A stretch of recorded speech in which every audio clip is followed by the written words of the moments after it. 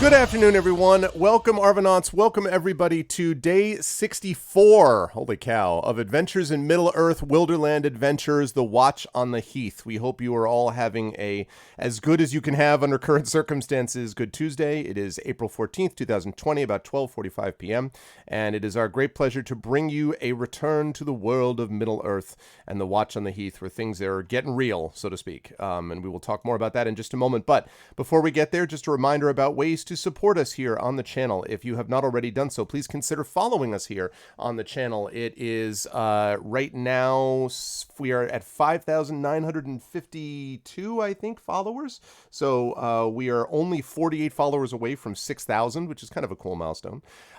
So please consider following us over here. If you haven't already done so, please check us out on our YouTube channel. Subscribe to us over there, where you can see past broadcasts of this and other streams, this and other shows, I should say. That's ! ArvTube for that. ! ArvCord is the Discord channel where you can hang out with the Arvanauts in between streams. We are now well over 200 members on that Discord channel, which is awesome. So please jump on board. It's more important than ever now for us to be physically distant but socially connected. So let's be socially connected as much as we can in places like that. And then ! ArvTweets is my Twitter, where you can join up there and see my discussions of things relating to gaming and writing and teaching and family and stuff on politics as well, especially these days. And so all of that is over at ! ArvTweets. Please retweet this stream, by the way. Please spread the word about this to folks beyond just our Twitch community. That would be much appreciated.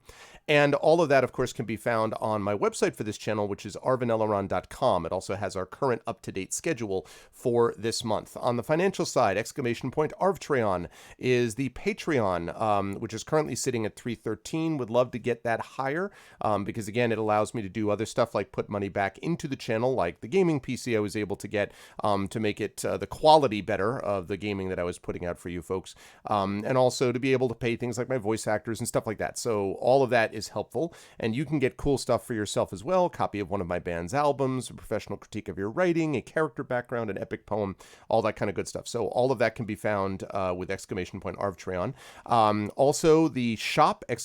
Arv shop, where you can find our merchandise area, which has both Infinity and Beyond stuff, my longest running campaign doing Curse of Strahd at the moment, and also for Adventures in Middle-earth, this thing that we're doing right now, possibly illustrated by somebody who's in the group of players right now. So that is also over there, and that is cool swag for you and stuff that benefits us here in the channel. And last but certainly not least, of course, that sub button. We're sitting right now at about 53 subs, so we're gradually making our way up, which is great, and I'm hoping that we can continue to push that up to 55, 56, and so on. We have a whole new set of emotes that you can use. Curse Strahd, exactly, Aaron. We have a whole new set of emotes that we can use and all that, so done as well by Terry Tunes. So yeah, all of that is worth doing, and you can get those coveted, emotes to use here and there and everywhere across the Twitches, and all that. So that helps us out a lot. There you go. See what a Rudinell just did. Man, do I love our emotes. Look at those emotes. Who has better emotes? I'm telling you right now, that's just good stuff. Anyway, and last but certainly not least, on the publishing side, ! Library is Tales and Tomes from the Forbidden Library, my D&D 5e sourcebook and adventure, which is currently out in PDF form and will be out in print just as soon as everyone comes out of lockdown. And then ! Greyshade KS is the Greyshade Kickstarter, which more details on that will come again as soon as people start pulling themselves out of lockdown. And last but certainly not least, ! Icarus, which is my graphic novel of Icarus and Jelinek. Very excited about that. The art is on its way to being completed now, and we're, again, just so happy with how that's coming out. So that's going to be great too. Hello, Big Boss. And that'll be out, coming out in May. So ! Icarus will allow you to pre-order there. Schedule. Today we have got the Adventures of Middle-earth crew. Then at 4 p.m. I will be over on GOG for Pen and Pixels and more of the Witcher 3 Wild Hunt. And this evening I'll be back at 9 p.m. with the Arvocalist doing more of Apollo Justice Ace Attorney. And boy, do we need some laughs these days, folks. So if you want to laugh, that's a good place to come and do that. Tomorrow evening we have got the amazing community D&D with the Shadow Crew, Dragon of Icespire Peak, along with Echo Alpha X5, Rock God, Hoodie, and of course Shadowed Mage Twitch as your DM. That'll be tomorrow at, I believe it's 9 p.m. It's either 9 p.m. or 10 p.m. Eastern. I need to check the calendar, but it's one of those two times on Wednesday night. Thursday, we are still planning on having the Rambo Academy for Wayward Writers class, but that's still very much up in the air, as I've said from the very beginning, so I'm not 100% sure about what's going on Thursday. But possibly we'll have that class on Thursday evening. We definitely will, though, on Friday, have a return to Detroit Become Human as I continue that game. And then on Saturday, we've got Masters of the Dungeon, followed by D&D with viewers. So we have a very active week coming up this week. We started with Emberwind last night, which was really awesome.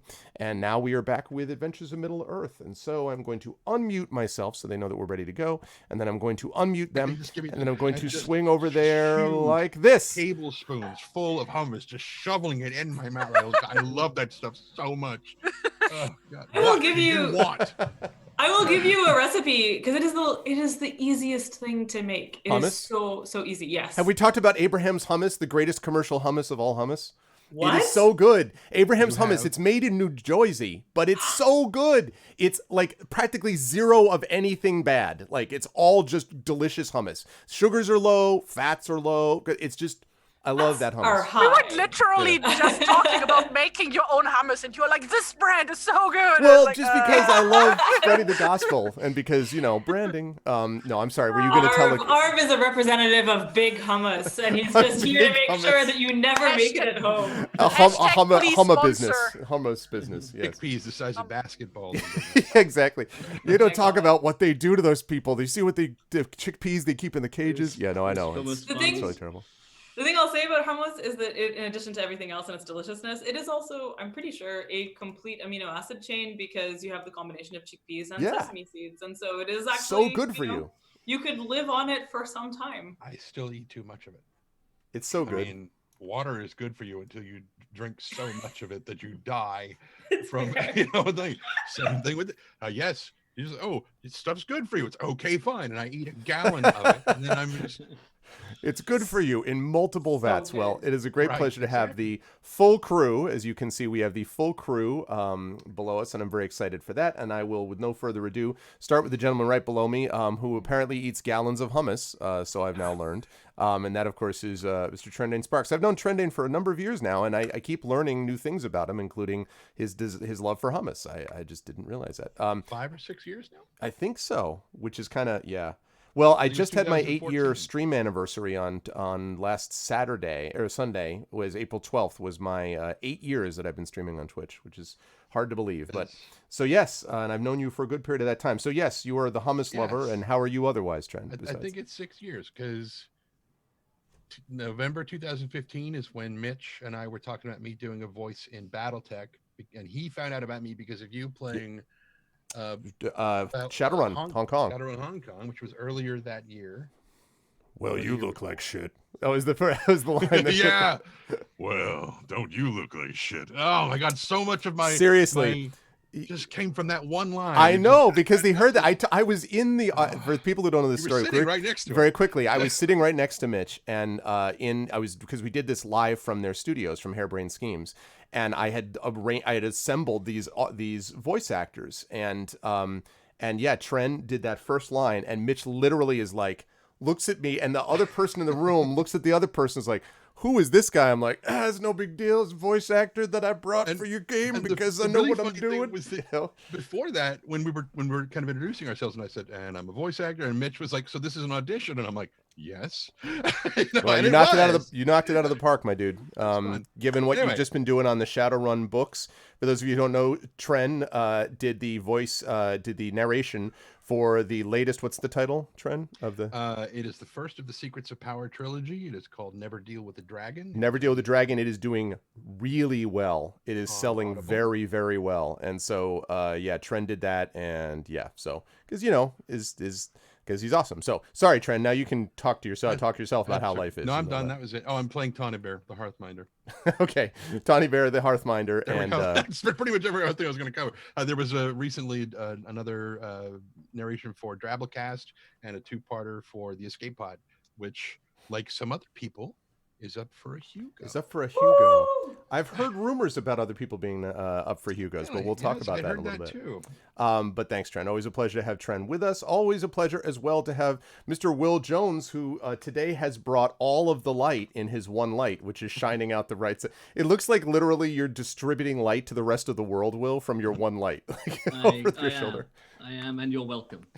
I also know you're wearing a shirt, sir. I am. I finally have. Well, I've had it for a while. I just forgot to wear it every Tuesday for the past couple of weeks. But yes, I have Robar. Robar! Mod. He and I are intertwined now, and that's that's who I'll be playing today. Robar Staunton. In other news, I'm fine. The world is still slow.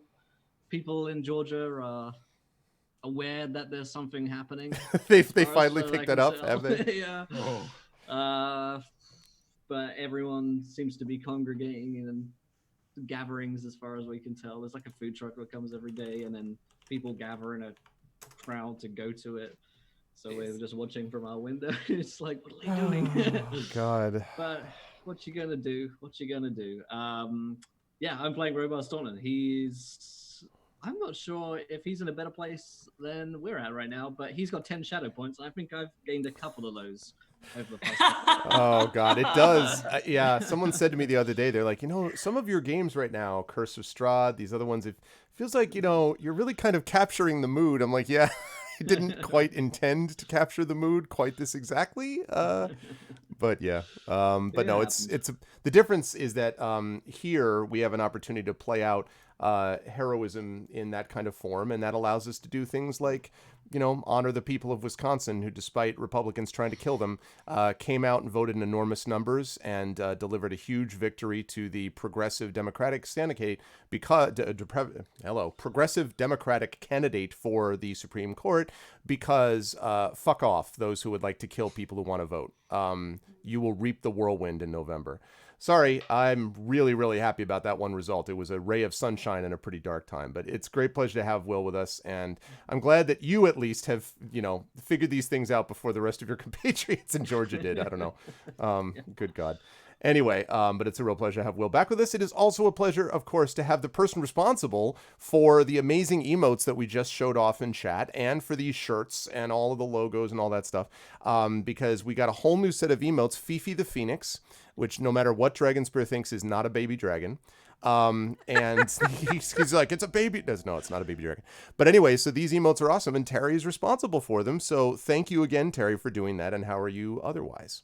Most welcome. I'm doing good, but first of all, I need to get this out of the way because you interrupted so rudely our conversation that we were having about chickpeas.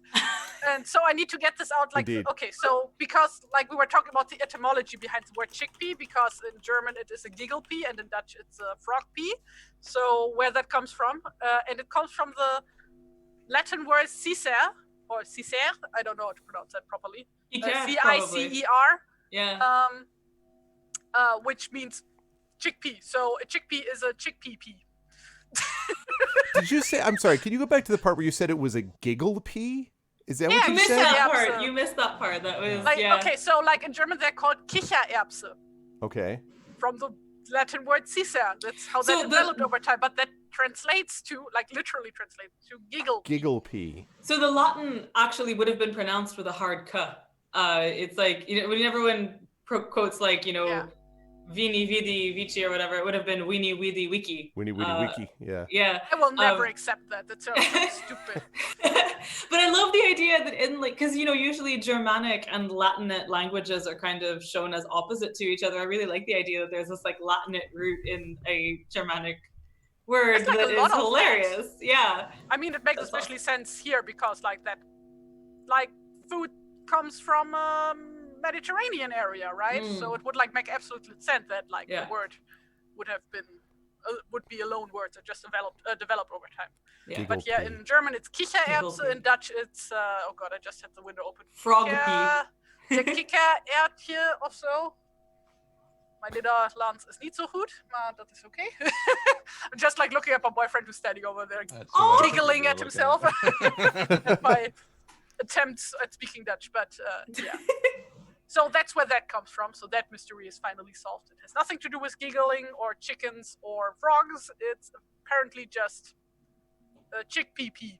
It's Chick just PP. it's just a chick Chick PP. So other than learning these kinds of etymologies, which I appreciate, and the heraldry that you've been working on lately, Terry, Oh, how, yeah. how are you feeling otherwise besides all of these things and doing? Well, hay fever is killing me, so that's nice. Mm. God, I hate hay fever. Yeah. So much. Just my face itching the Oh. entire time, and like the medication I have for it just makes me so tired. So I just want to nap all the time. But this Yeah. is fine. I have Animal Crossing. Everything is good. We must become Animal Crossing friends. Yes, because you I can send me too. your friend. have Is there Animal anyone in the Crossing world who too. does not play Animal Crossing at this Yeah, point? you. I guess me and Tren. Like, Will does Yeah, not. no, we got it. Well, Sid plays it. Oh, all right, okay. As long as It someone in is- your Like, household. I'm so Good surprised God. that Tren doesn't play it. Like, that really surprises me because it's like the go-to furry game. So, but It- like, yeah, the gameplay isn't for everyone, I suppose. But still, it's so cute and It such a is- good time killer. It is so relaxing. It really kept me sane for the first 2 weeks of confinement. It is relaxing until you find a wasp nest. Then it's everything but relaxing. You can catch the wasps. Did you Yeah, know that? I know Yeah. also how to, but it's like still so. Like, it's like you're just chilling and just like going Did- around collecting stuff, and then these stupid wasps show up. Did any of Aw. you It's like- see? Did any of you see that they redid? They did a scene from 1917 in Animal Crossing. So they just have this person dressed in the full, like the army outfits, running down as people are running towards, like the little characters are running towards the fence, jumping over them and then running. And as they're running, they're saying like "death before dishonor," like all lowercase, like as they're running to the left. It was really funny. I'm like, this is what happens, folks, on whatever we were in, week 5, week 6 of quarantine. Like we start recreating war movies in Animal Crossing. Like No. Even better than that, my agent sibling, Xingyan Kor, has been recreating modern art installations. Like Xing is an installation artist who right now cannot work, and so has been making this unbelievable installation art in Animal Crossing, and had literally like got written up in Vulture as a consequence. I'm just gonna find the link and put it in the chat because it's Yes, amazing. please, because I need to get those probably for my island. So.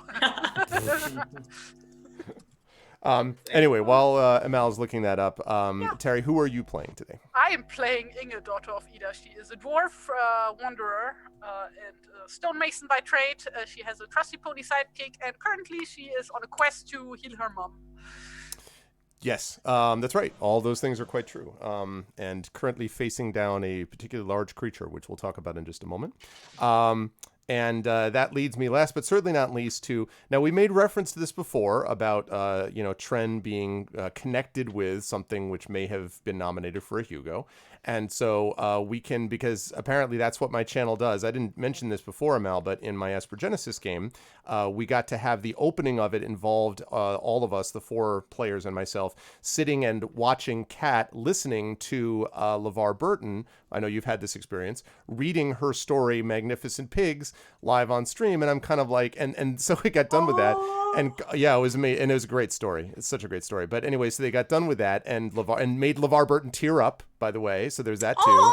Yeah. So they're doing that. And I'm like, yeah. And I know that, Amal has had a story read by him. And Carlos is like, yeah, I also had a story read by him. I'm like, Jesus, does anyone here not had except me, not had a story read by him? They're like, well, and so I think it was Arudinel was like, well, he read one of my letters once. I'm like, you shut up. All right. You shut up and you shut up. No, but it was really great. So in that spirit of being the channel where all these people come that are all these amazing, glorious writers, I want to congratulate again. I know she's had this happen before, but again, Hugo nominated Amal Almatar for the This Is How You Lose the Time War, which I have been raving about for a while now because it's great. So congratulations for the nomination, Amal. And Thank you. how are you otherwise? I know that's we talked about how it seems weird to be celebrating stuff, but it is important to celebrate anything, Yes, that's so true. yes, congratulations. That's true. Thank you. And it is amazing. I mean, like the thing is that it's happened once before. It happened, like 2017 for Seasons of Glass and Iron. And it is it's just an enormous honor. Like the other thing I was saying before was when you see the people you're nominated with, it really just kind of blows one's mind to be like, just, wow, people thought we were in the same class. Like the other people on the ballot are Ted Chiang and Shannon McGuire and Rivers Solomon and Clipping, who co-wrote The Deep. And, oh no, I'm missing someone. Crap. Oh, The Haunting of Tramcar 015 by P. Jelly Clark, which is actually like one of my favorite things that was published last year. And it's just, it's an amazing, amazing cohort to be part of, and I'm really happy about it. I'm really happy about it, you know, obviously in the midst of everything. Peep my awesome background that is from like a historic Ireland, historical site in Ireland. Oh no, Chad! But yes, so it's like I don't know. I'm just kind of reminding myself of past Worldcons and stuff because nothing is gonna. Nothing's happening this year. No things will happen this year. I was so looking forward to going to New Zealand, and but anyway, you know, again, in the scope of things, these things are small, and so otherwise things are okay. We actually, I mean, last time was our last stream when I was in Scotland. I think so. Yes, I think you're still over there. Yeah, that's what I thought. So apologies for like the crappier mic quality and stuff. My mic is in my office, which I can't access, and yeah, it's just, I don't know, lots of stuff to get used to. But Stu is home, and that's the most important thing. We're home together. We like had a really terrifying and stressful time getting back to Canada from Scotland just as the borders were closing and stuff, and so we're home though, and we are healthy and we're just self-isolating and stuff, so we're, you know, streams and Zooms and games are definitely helpful, and like it should say something that I've been looking forward to confronting a dragon versus anything else that I have to deal with in my life right now. It's so, nice to know that there's a dragon we can actually see that you get to confront as opposed to the ones that we don't see. So exactly. And look at how clean Will is now. Yeah. Olive! He's gotten so big. Oh, She's so fluffy. She's so good. Oh, she's so been able to go to Lagrima, so she's super fluffy. He looks like an old man with a beard. She looks like Albert Einstein sometimes. She's so good. She's perfect. She's so perfect. I love that she kind of climbs you like a cat. Yeah, Wait, she likes to be a parrot. What is her breed? She's a Shih Tzu. Yeah, another Animal Crossing thing. Isabelle is also a Shih Tzu. Is my she? God. Yes, She looks is. so much more sleek than a Shih Tzu does. Yeah, she is one though. I looked it up. Okay. She's, The law. she's damp. You know, she swam to your island, and so she's. Oh. Well, so yeah, so to bring it back, I'm sorry. So I am playing a woodsman of Roscobel named The River, who, with her faithful dog Stone, is a warden of the Wilderland, and is a fighty bard, and yeah, is absolutely buckling beneath the weight of shadow points presently. What, 11, 12? I can't remember. Lots of shadow points. 13. Christ, really? Oh no. Oh geez. Your 11 is so Inga ago, okay? Yeah, 13 shadow points. Oi. Yep. Take Inga's offense to 11, that. 13, Robar with 10, Tani's with 4. I mean, you know, like that's. God, it's just so. Is there like? If only there were a way to have drift compatibility in this game where you could just sort of shoulder other people's shadow points for a while until I know, we to could... distribute it. Yeah. It's interesting too because I'm in the middle of reading The Fellowship of the Ring to my daughter, and I just, again, he puts so much emphasis on the weariness of what a journey can do and the experience of feeling weighed down, that you sometimes, you know, you don't think about that in the context of the great moments of, you know, Gandalf in Moria and you know, the wonder of Lorien and Lothlorien and all this. But honestly, the experience of actually journeying to get there, boy, does he put his experience in war, from which a lot of this comes through, this sort of just the constant slogging forward regardless, to good use. So anyway, I was thinking a lot about that because I think that really ties into what they're doing here with the shadow points. But let's talk a little bit about what this party has encountered as we are closing in on the end stages of Wilderland Adventures and the Watch on the Heath. And it is appropriate then that as they are in the Withered Heath, which is itself a shadowland, that they are themselves dealing with this issue of shadow points. The party, of course, has been dealing all through Wilderland Adventures, although they only began to realize it probably towards the middle of the campaign that this was the presence.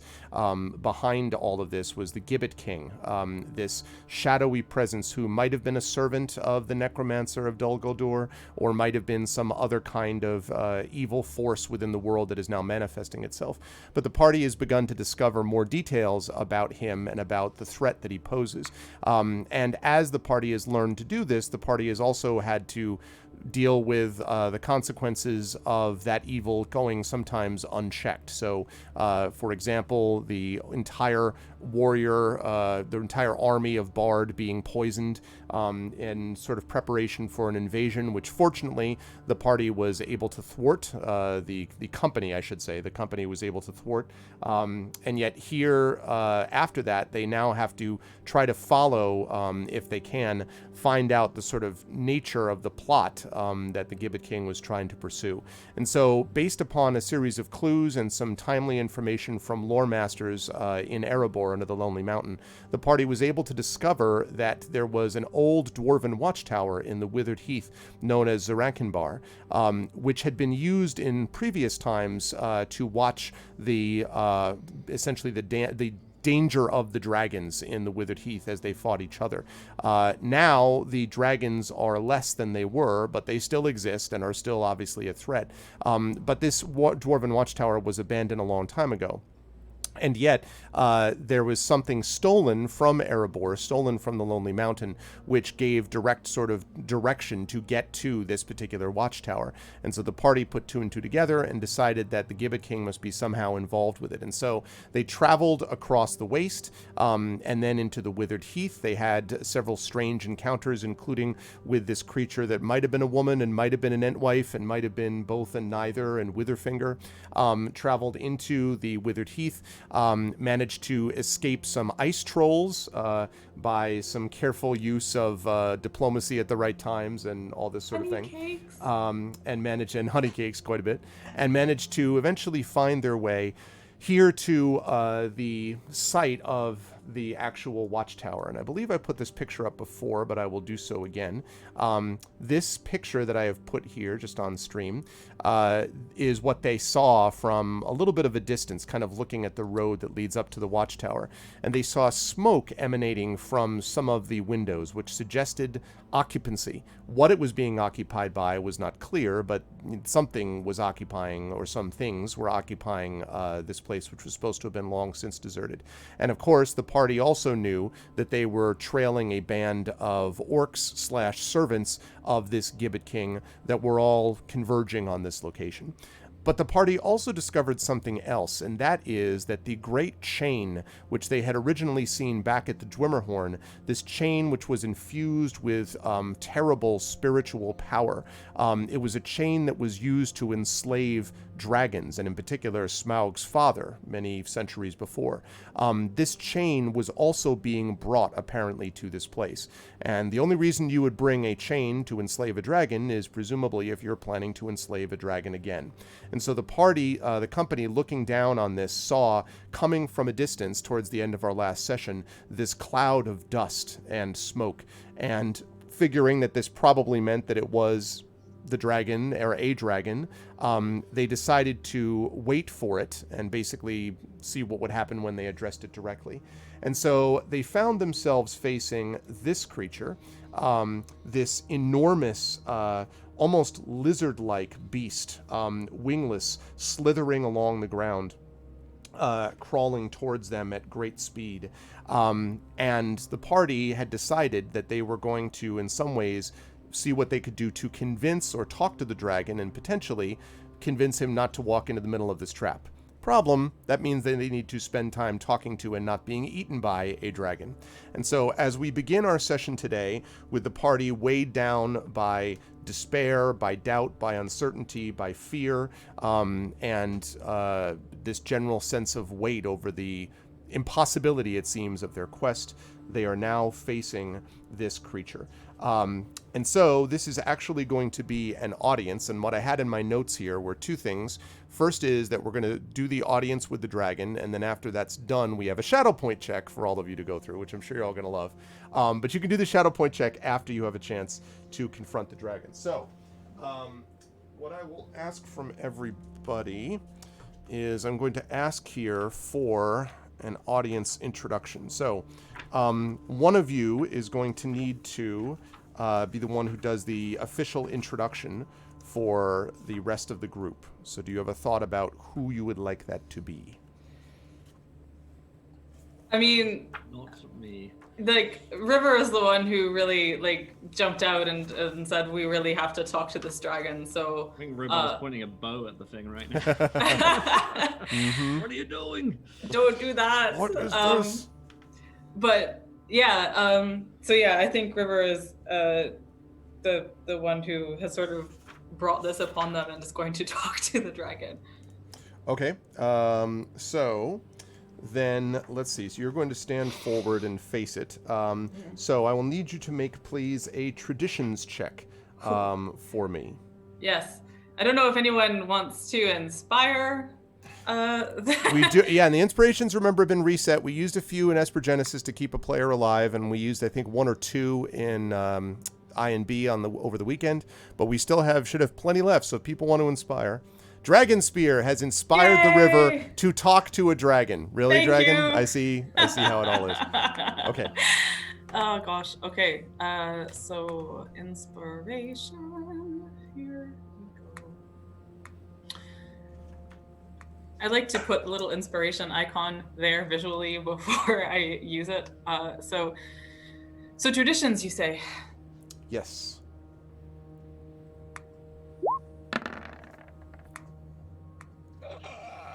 Wow! Boy, am I glad that you used. Thank you, Dragon Spear, for that inspiration. Wow. Holy That is- shit! That is no joke. Ah! Okay. Okay. So, all right. Yeah, I like the fact that it says dragons view everyone other than groups I won't tell you about as askance at best. I'm like, yeah, you think? Okay.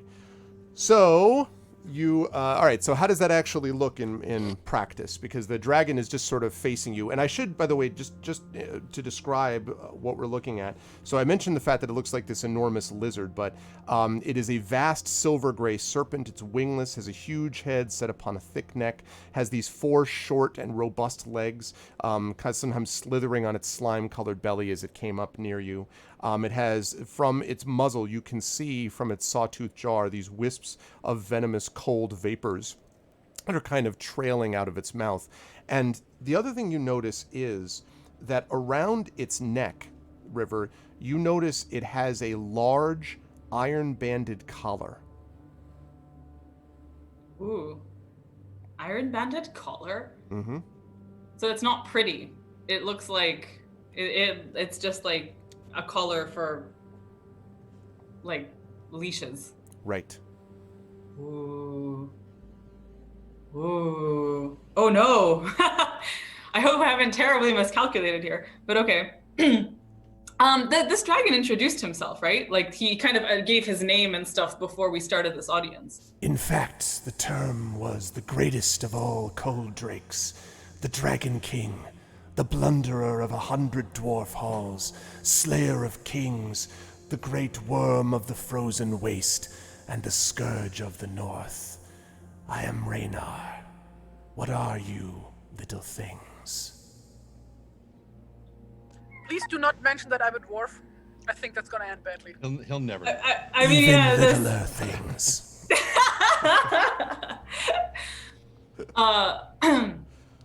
So I think what River is confronted with this vastness, River kind of just something about looking up at something that is much bigger sort of sets the tone of her introduction. And she kind of commands out, like, her bard voice, the kind of projecting, speaking outward voice. And there's a lot of passion and desperation in it, as she says,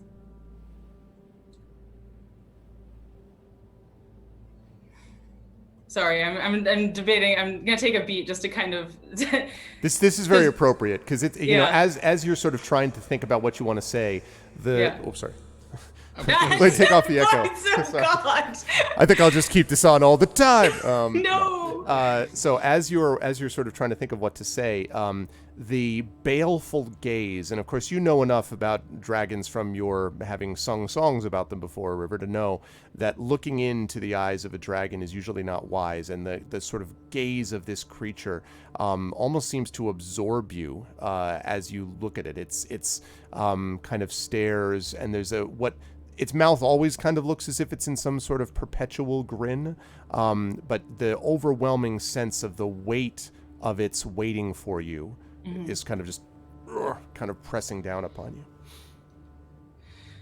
So River is going to address the dragon by, in some ways, echoing his own epithets for himself, but in others sort of transforming them into synonyms of them and stuff to not be repetitive. But she's also remembering that that giving dragons your actual name is sometimes unwise. So she is going to kind of use a general royal we for the party and just kind of single herself out as what? May I throw in there that, like, I'm assuming that, like, among, like, the dwarves of the Erebor, it's, like, very much a thing to, like, recount, like, the tales of Thorin and his gang, you know? Yeah. And, like, I'm assuming that Inge would, like, have in detail and multiple times referenced stuff, so she would have probably also told the story about how Bilbo dealt with Smaug. Yes, Yeah. and I do want to point out about that, by the way, and just before you go on, River, since you brought that up, Inge, make a check. History. Yeah, well, I keep forgetting if it's history and lore in. See, in this. I think we did actually do that before. I think that, and I think it was. It is lore. Okay. Yeah, no, I think that Robar succeeded at it, but no, Inge this is for a different reason. This is not for a the same different thing. reason? This is the same thing. So yeah, Okay. Inge, make a lore check for me. Wait a second, I do get, like, a lore modifier for specific things, which I need to look up again. I'm briefly replenishing tea so that Okay, I can. and then we'll come back and you can continue. But this is important. No, how it was for the history, mouse never head- mind. She just like disappeared into the wall. Just like I love how her head disappears Yeah. first. It's a 6. It's not great. yeah, it's something as you're thinking about the dragon aspect of this, something and knowing about the, as you say, having the experience of having dealt with dragons before, something kind of tickles the back of your consciousness, but not anything that's clear. But Okay. yeah. When the river returns, but you remember that I think it was actually, was it Glowin? Who was it that actually told you to be We on? did speak to Gloin at some point. Yeah, I think it might have been Glowin who had actually said, be careful when you're out there, but also Is that how you pronounce him? Sorry? Oh, it was pronounce Ori. it as It was Gloin? Ori. Ori, who had basically said, be on the lookout for dragons, because I hear that they're out there. So definitely that's something you remember, Inge, about, that Ori had mentioned the fact that dragons were on this. But yeah, how did you path. pronounce Gloin? Glowin. Gloin. That's how I've always heard it pronounced in English. Glowin. Oh, okay. There's an accent on the I Mhm. to emphasize it. Yeah, I always go by the pronunciation in the audio play, the German audio play. It's all about the loin. It's like glowing. For Yeah, me. no. Loin, son of loin. So Literally. on you go, River. So So So River stands forward, and like there are kind of tears pricking her eyes as she's looking at the enormity of this like sublime creature, and who's terrifying and awe-inspiring and literally awful, Yep. and sublime. And but when she's able to get her voice out, she starts to kind of stand within it and take comfort from the sound of her voice, like filling the space between them. Sorry, that's my tea. I'm leaving it. And she says, "Great One, I am called the River, and we stand here as a company to warn you of a terrible danger that waits for you in those halls. There are those within who would enslave you with terrible dark magic, and whatever your histories with the peoples of the Wilderland, we beseech you not to go in and put yourself at risk of capture by creatures who would use you against your will." So he kind of like,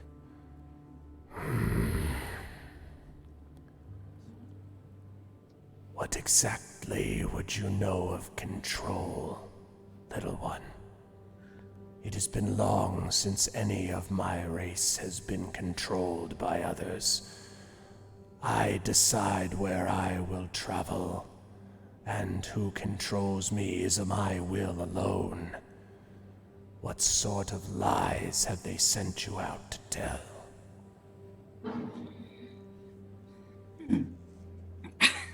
I need a second. This is really scary.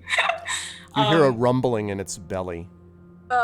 Inge probably stands next to Amal and like elbows her at the side. Mention the chain. Mention the chain. Yeah. So River says,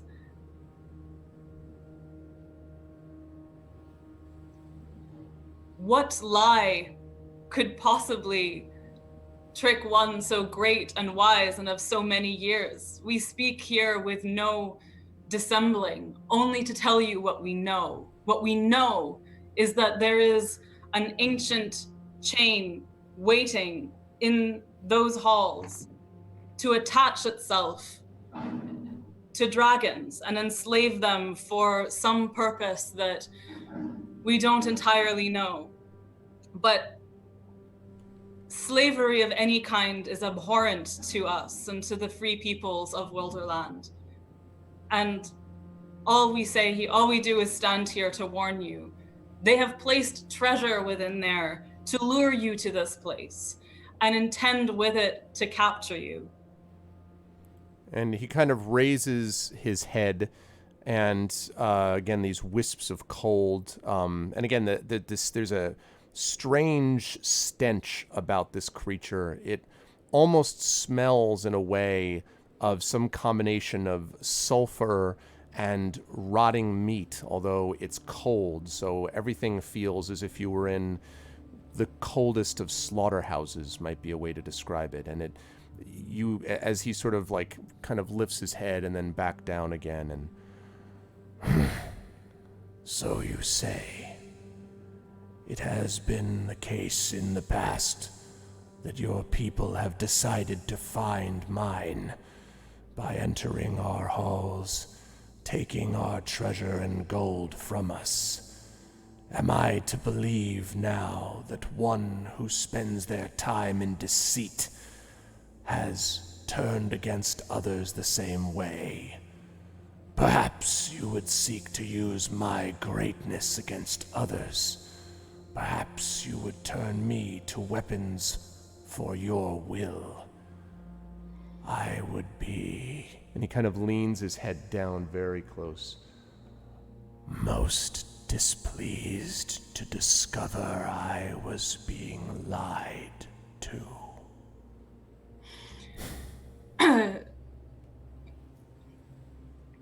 River, sort of without looking into its eyes, because you're not supposed to do that, but also they are very big Yes. eyes, and so Enormous.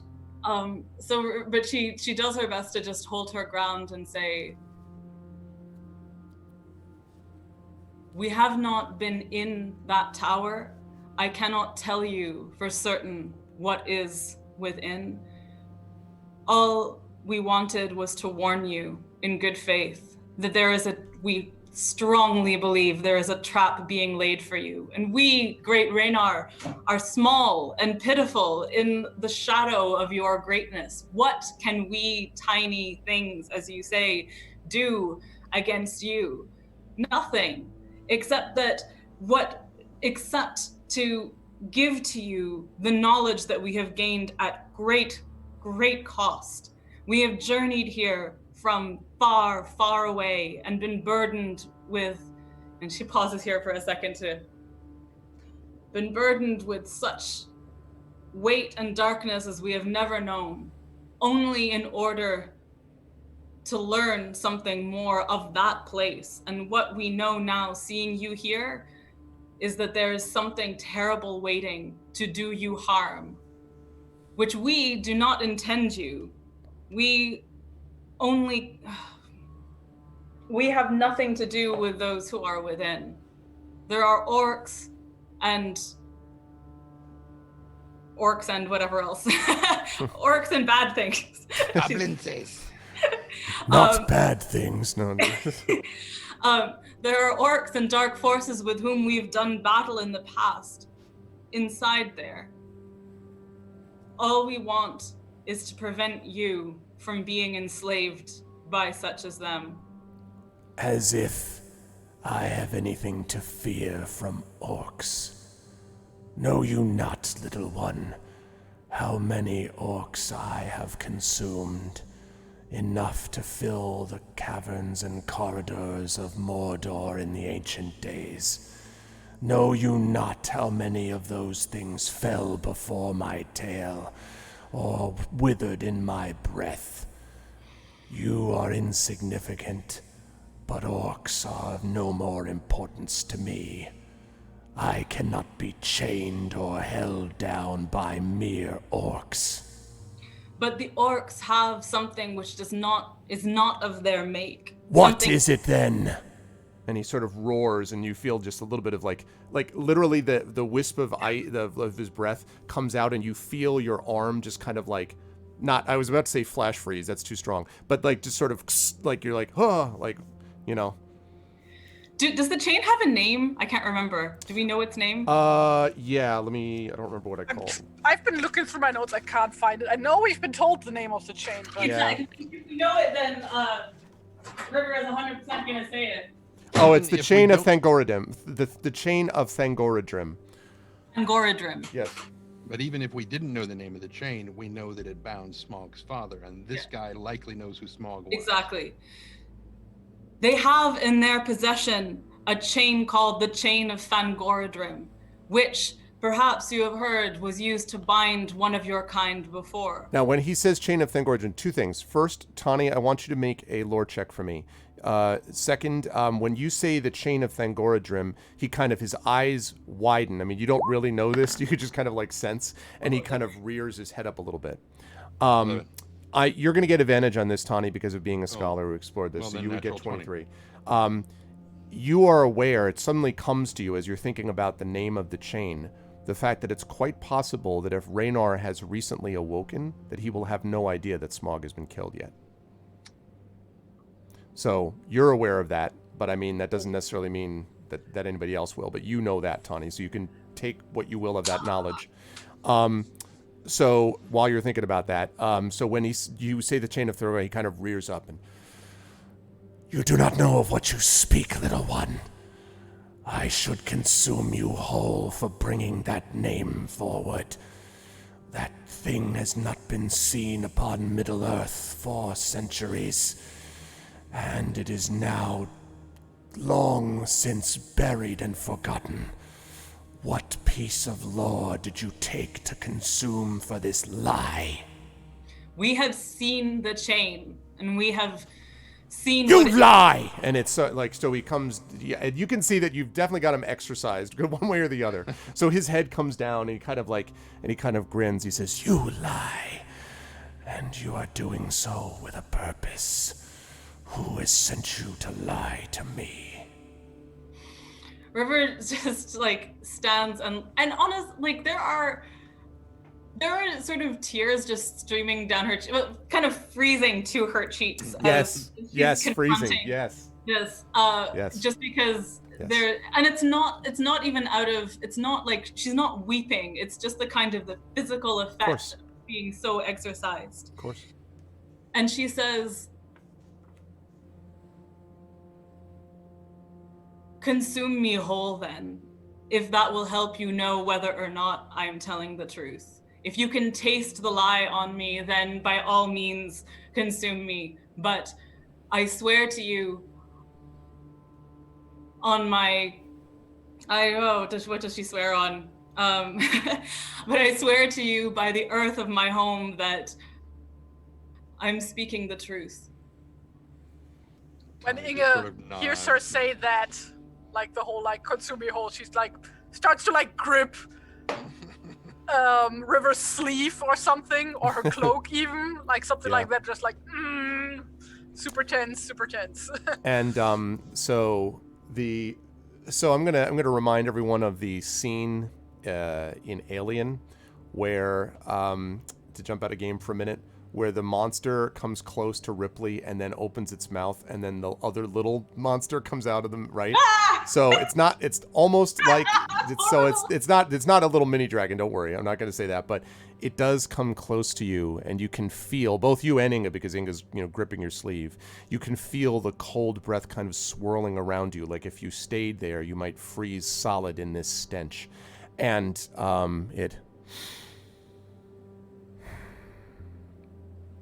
If I did consume you, little one, it would be as an appetizer before the meal of the rest of Wilderland.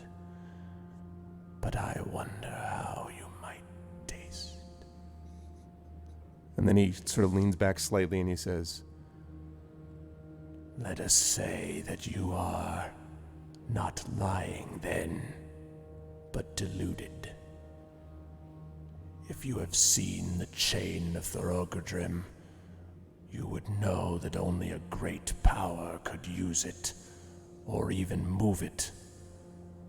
What power is this that controls such a great and mighty thing to stop me? and like it's it's like this, like Inga, you're not trying, I assume, trying not to look in its eyes either, but as you're sort of looking off, you can see its tooth, each tooth of which is as long as a full forearm, and you can see the tooth is like literally just within 2 feet of River's face, and then it kind of leans back very slowly. If it's this close, then River doesn't need to be using her bard voice quite as No. much. So she says in a quieter tone that nevertheless carries. It calls itself the Gibbet King, and it has already marred the lands around our homes enormously, and it commands not only orcs but flying things that we cannot see, that are dark, things that invade our minds and our dreams. It is a great and terrifying power, and we don't know everything about it. But what we do know is more than enough.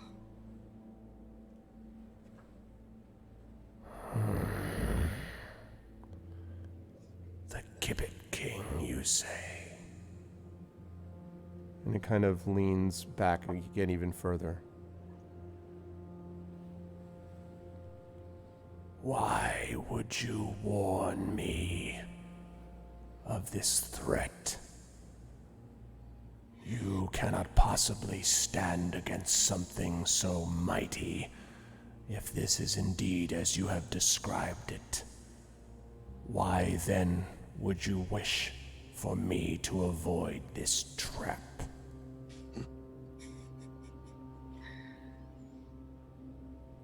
Wait, I'm trying to parse the logic of that question. No, Tani actually did sort of chuckle a little bit at that. Just barely, but he did kind of chuckle. We would not see anyone enslaved by this power. To enslave anyone, any living, thinking, speaking creature to something is so abhorrent to us that it doesn't matter whether you would be our enemy or our destroyer.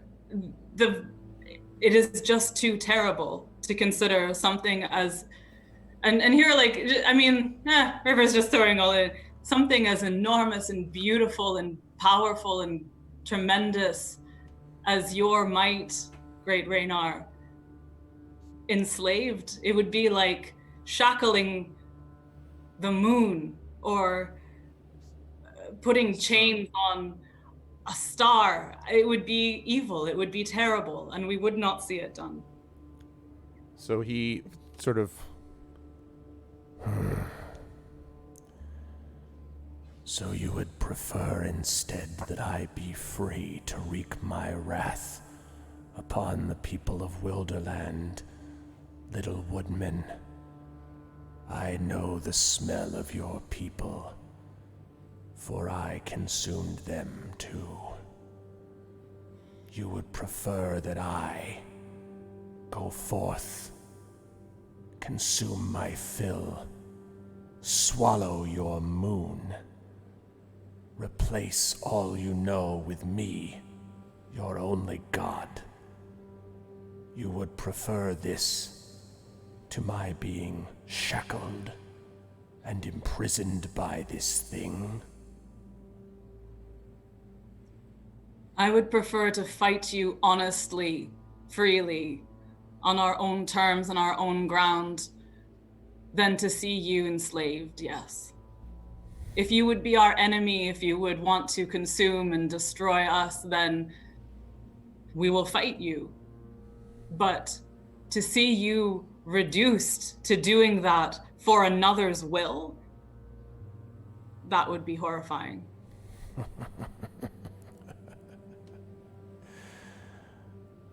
My, how the mortal races have spun their webs of deceit in the years since I have slept. So, you would fight me on your own ground? Perhaps. Humility was never part of the mortal race's being. Some believed they could defeat us. And indeed, some of my kin underestimated the deceit of your kind. Then he looks over to Inga standing next to you. But I remember the dwarves with little fondness. Nor do I feel the feeling is not reciprocal. No doubt you, dwarf, would wish my kind wiped from Middle-earth. Why would you desire my freedom? Like, Iga is like basically the hair in the headlight right now, like frozen in the middle of the street. It's appropriate. Like, this is absolutely horrifying right now. Yeah. And like after a moment, she manages to gather herself and replies. Most of all, I think that the people or person who try to enchain you definitely are gonna try to wipe us all out. And I believe with you being free, at least there is some chance that we might see another morning. A dark morning, dwarf. A very dark morning. And then it lifts its head, and he says, And you who stand behind these two, cowering. I sent something. and he kind of, and then says, A Dunedain. Your people. Long did you come from the Blessed Land, and you thought that the men of Numenor would shape us. You died like all the rest. Why have you thrown your lot in with these? Surely, one of the race of Elendil has no need to spend time with lesser folk like woodmen and dwarves. There's a look in Robar's eyes for a moment, as though you sense that the dragon's getting to him a little bit, and his eyes flicker between the dragon and his friends.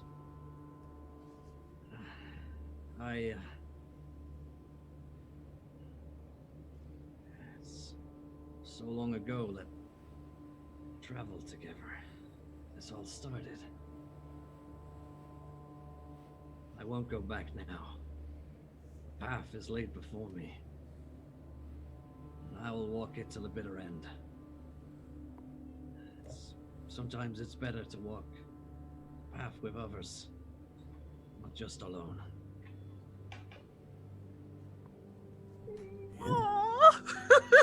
He sort of nods. In the end, you will die alone, Dunedain, as your ancestors did. But hold to your delusions if they give you comfort. And then he looks at you, Tani. And Bjorning. Yes, I remember them well. Bjorn the Shifter, the Great Bear.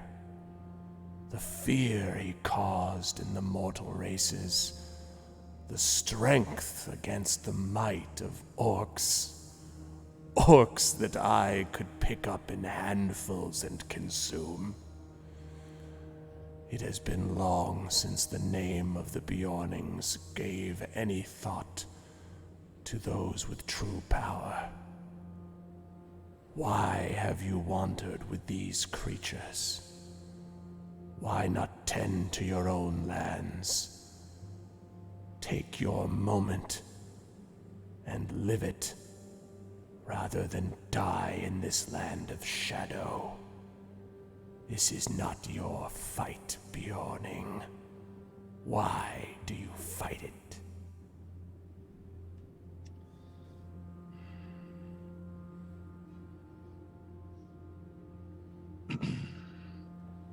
In truth, I could. I could easily have stayed in my homeland and tended my flock, my hives, and lived a life of peace and quiet. But shadow is very much like fire. Unchecked, it will spread, and even my quiet life would eventually be taken by it. So, I could sit back and wait for it to come to me, or I could strike out with those who have become companion, friend, and family, and do what I can to stop it. So you say that it is not my fight, but it is, in essence, all of our fight, including yours. For there are those in that hall who would make you their slave, bend your great strength to their will, not yours. And if anyone has the power to be able to stop them, as you have already made clear, it would be you. But you must do so with caution, lest even in your greatness, they surprise you. You have been asleep, I suspect, for a long time. and things have changed. So he kind of, regards you balefully, and then he kind of raises his head slightly as if he's looking off somewhere.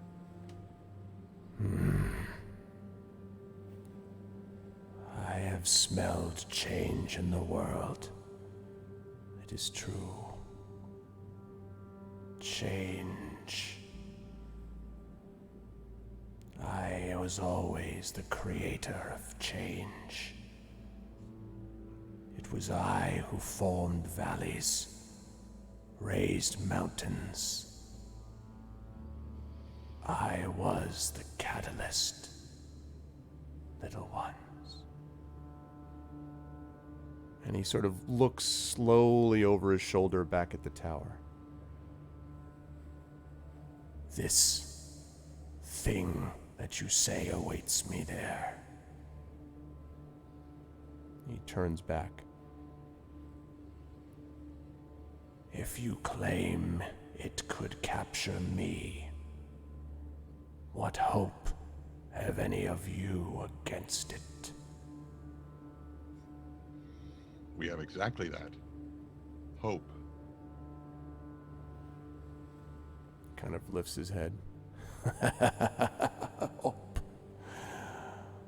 Hope withers in dragon breath. Hope dies with the crushing of my jaws. Then go.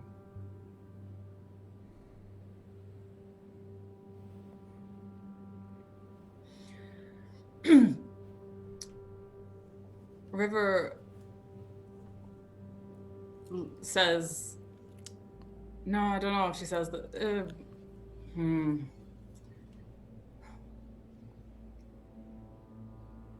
Before, does the chain does the collar that's on his neck, does it look, can she tell if it looks like it's of a similar make to the chain or something like that? Or I wouldn't, I wouldn't say that it's necessarily that case, but it seems very obvious that this was used at some point to lock or enslave or shackle. And it's of a similar size to the chain, for sure. Does it, I don't know if this is something that one could tell at a glance, but does it look like it has, like there have been attempts to remove it? Yes. Interesting. Oh, for By sure. him?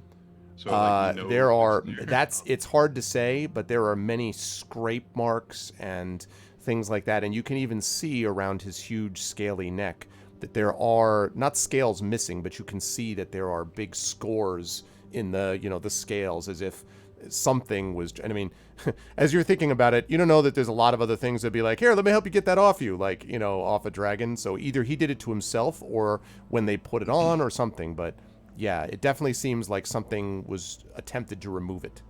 I'm Rosenberg. totally, What'd you say? I'm Joel totally Rosenberg. imagining like a cat with a cone on its head. Yeah, exactly. Yeah. Sorry. I tire of this cone of shame. No. So yeah, River says,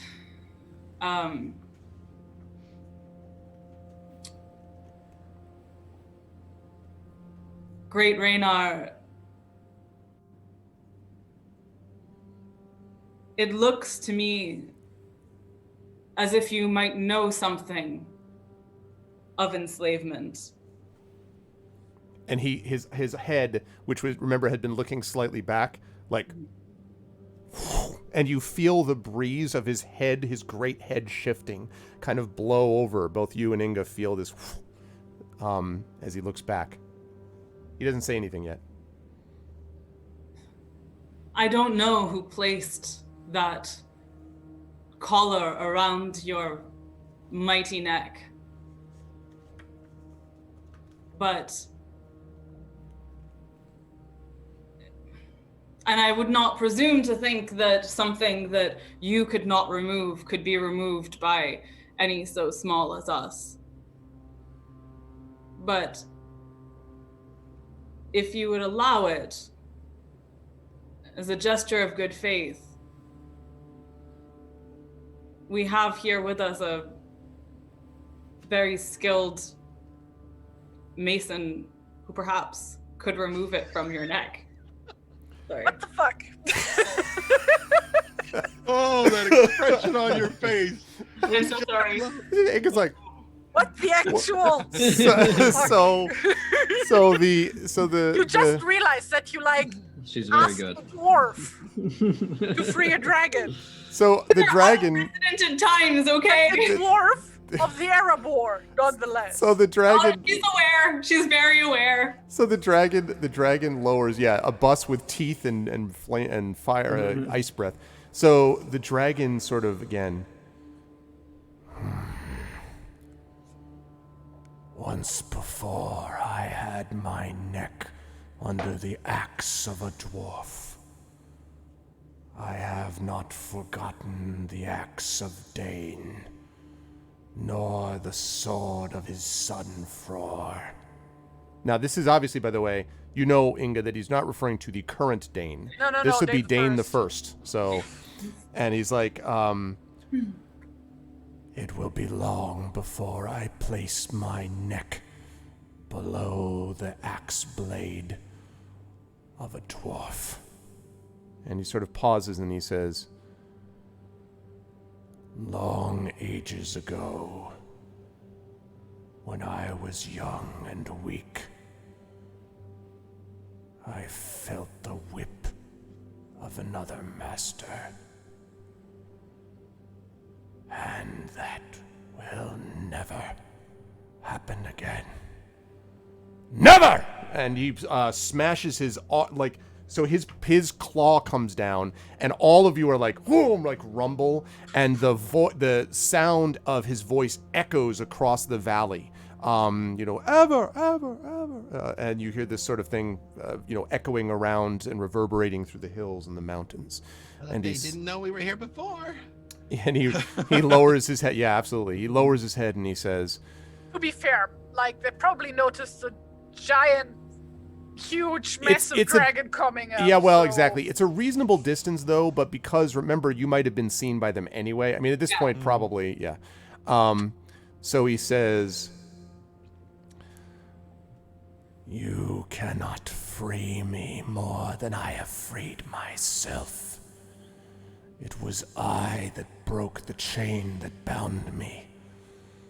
It was I that wreaked vengeance upon my jailers.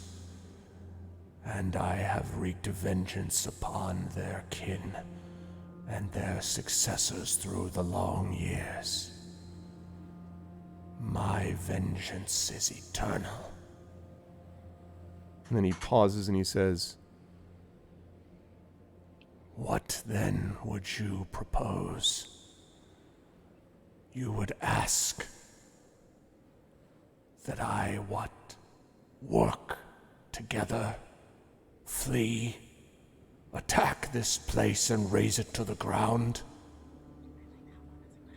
What would you ask of me?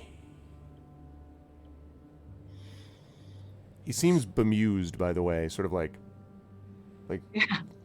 Mama said, what? Type of thing.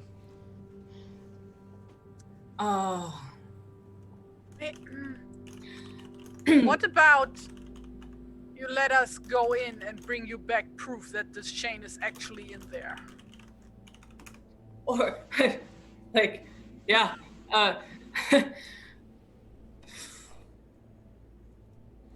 And But- yeah, go ahead. No, go ahead.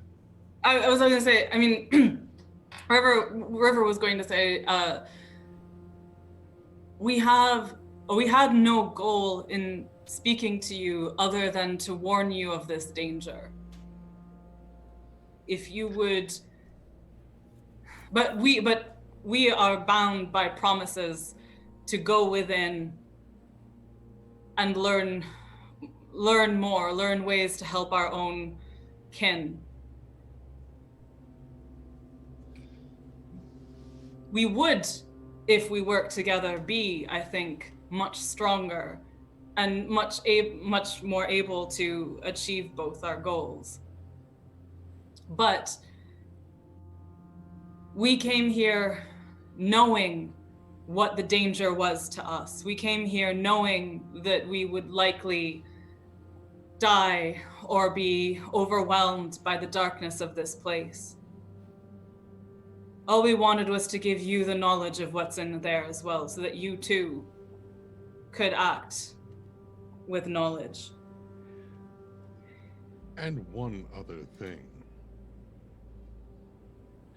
You said you broke the chain that bound you. That doubtless is no small feat. But I am curious, with all of your great wisdom, can you tell us how this chain that you also find so abhorrent can be destroyed? You said before that it had been buried. Can it be destroyed? And for the first time, the creature sort of pauses and says, That chain was forged in ancient fires, hotter than the ones that burned within my cousins to the south. But the dragons have always known the way. Those who wield the chain, even the spirits who use them, are not immune to our breath. If I found one using this to enslave me, I would breathe upon it and melt it in this world and next. I can destroy those who wield it, Bjorning, as easily as I could destroy you.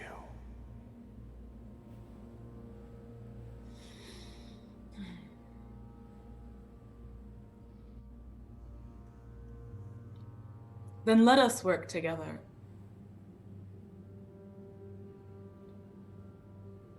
They think they're setting a trap for you without your knowledge, but now you know.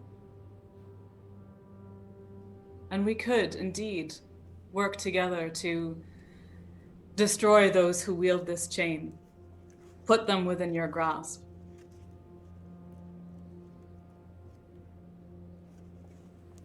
he pauses for a long time.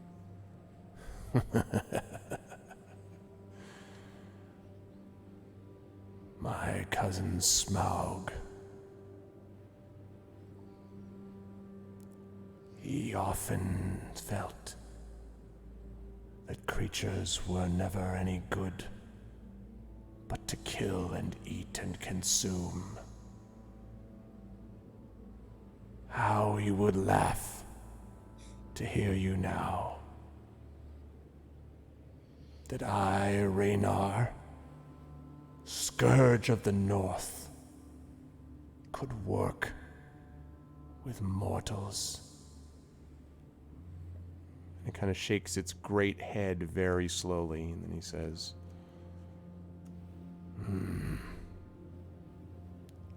And you, dwarf,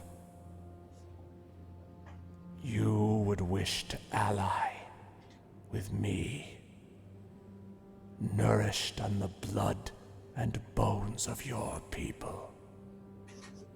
You would ally with me. Like, Inga again takes a moment to find her words, and then she goes,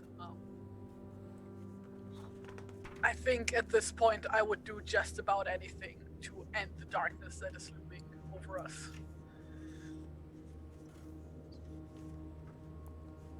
and so there is a long sort of kind of pause, and then it lifts its head to think. Now for this, what we will need to make here Sorry. Funny is... What? I just had a funny thought. Like I'm just like imagining him to like do a Pooh Bear and like sit there, think. Think. I must go to my thinking space. This is how you ruin the atmosphere. Yes. You're Okay. welcome. So, what I will need here then is a final audience check. So, let me get this last part of things.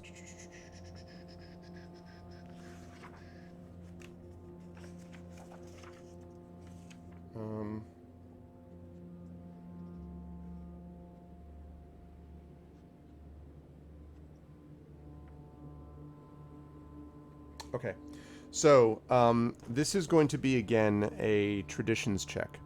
Now, what I will give you here is from having mentioned some references to the enslavement, from the way that you've come across to him, and the fact that he, the sort of sense of the treasure that he himself seems to have as being something a little bit wrong with it. You're going to get +4 on this audience check. But I will need you to make this audience check, which will be again, in traditions. And chat, this might be a real good time to pull out another one of those handy-dandy inspirations. Does it have to be the same? Does it still have to be River doing the final check because she did the first one? Yes, but the +4 is partially taking into account Inga and Robar's and Tawny's reactions, though, and commentary. So, yeah. In by 4, Robar upgrades from Rider of Eagles to Rider of Dragons. Itching. Well, we'll see. Depends on how this result goes. So I'm really glad that Inga did not introduce herself by her full title because we would all be toast by Oh now. yeah, no, yeah, exactly. Like the. Oh, that's right. I have a title now. I forgot Yes, you about do. that. Yeah. No titles here. Just No. Just a random dwarfy girl, just dwarfing about. yeah. I'm just really. I'm waiting and really hoping that an inspiration manifests in the chat. And because, oh boy. Arinth has inspired the river. All right, Arinth. Okay. Here we go. Leave in the heart of the cards. You can do it. Leave in the heart of the cards. Heart of the dice, I guess. Dice. Well, Yeah, dice. Probably avoid the whole die thing right now. You probably Yeah, don't wanna- please don't die. No. Did someone say die? No, did I roll? we did not. Oh. No, it did not roll. I thought it rolled. Oh, the suspense just stays up. Okay. Oh man. Here we go. We get a pet dragon, or do we die? Oh God. Wow. But that would be Okay. 16. So 16. Okay. Against the France, you just Really? saved us with that natural Yes, one. thank you. Thank you very much for saving us from the natural one. Yeah, the one would have been real bad. Definite to be a death. The one would have been real bad. Been like chomp, chomp, chomp, chomp, or maybe Yeah. even just tromp. Trump, or yes. I mean, I don't see why, a poison blast that does 44 plus 20 damage for each person. I don't see why that's a problem. Just as an That's a opening 50 gambit. hit. Yeah, exactly. That's all I have. I've spent my inspiration. That's right. Okay, so it sort of waits and thinks, and you stand. There's a moment where all of you feel as if you are almost standing frozen, kind of like stuck in amber almost, right? Just upon the mountain. They're kind of locked in place as time seems to sort of slip away. And finally, you kind of move, you watch as the head lowers and it says, There was a time when I was younger, when I would have destroyed you for your insolence. But I have seen many of my kin fall because of the fate of a cursed blade, or a warning ignored and dismissed. You are insignificant and treacherous. Yet there are other forces besides those that exist in the world. I will agree to your conditions with the following.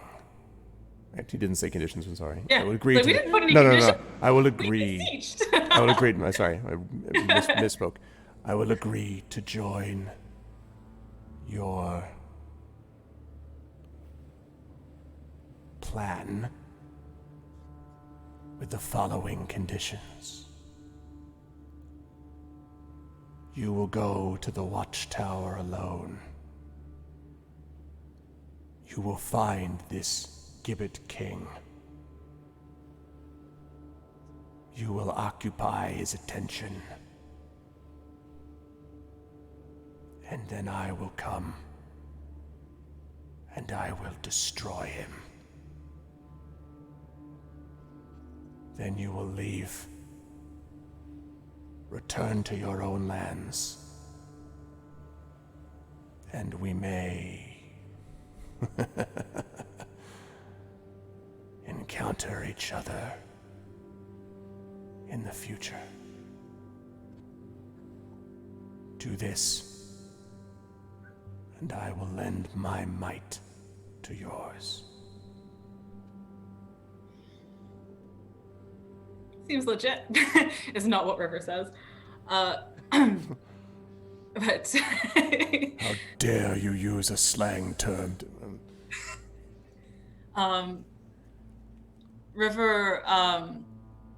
River bows in reply to the dragon and says,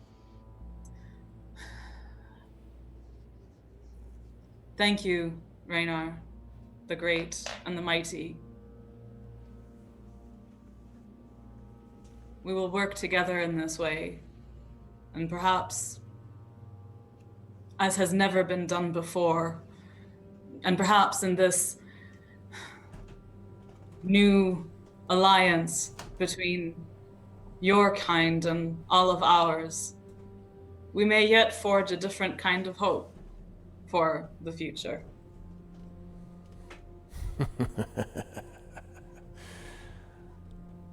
I would not put much stock in future hope, little one. This is an alliance of convenience and not permanent change. Take what you have now and be done. Very well. But we thank you nonetheless. And so it sort of lowers its head slightly and it says, By now they will surely see that I have come. And so I will wait here. I will occupy their attention. You must find a path into that tower. Go through the front door and you will find battle is joined. You must find your way in through stealth. Use your knowledge of deceit. Sneak like the worms you are. Wait, worms. and he Anyway. pauses and he says, It's a And skin. I, the greatest of all, will occupy their attention here. It has been long since I have toyed with my food before consuming it. and he sort of takes his head once more, sniffs, and then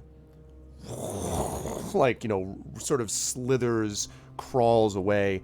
sounds very much like carts, hugely heavily weighted carts rolling over the stone of a pathway as it goes away and crawls away.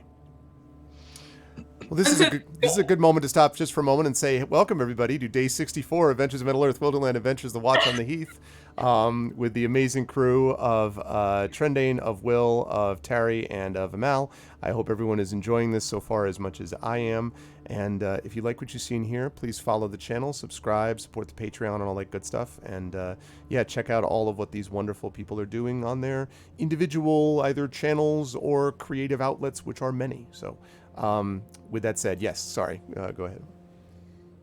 Yeah, as soon as the dragon is like not right in her face anymore, River actually, like, her knees turn to jelly and she literally falls to her knees and buckles forth and is like trying to find her breath again, and is overwhelmed by what the fuck just happened. And That's good. yeah. Bonnie kind of pats her on the shoulders, like, well done.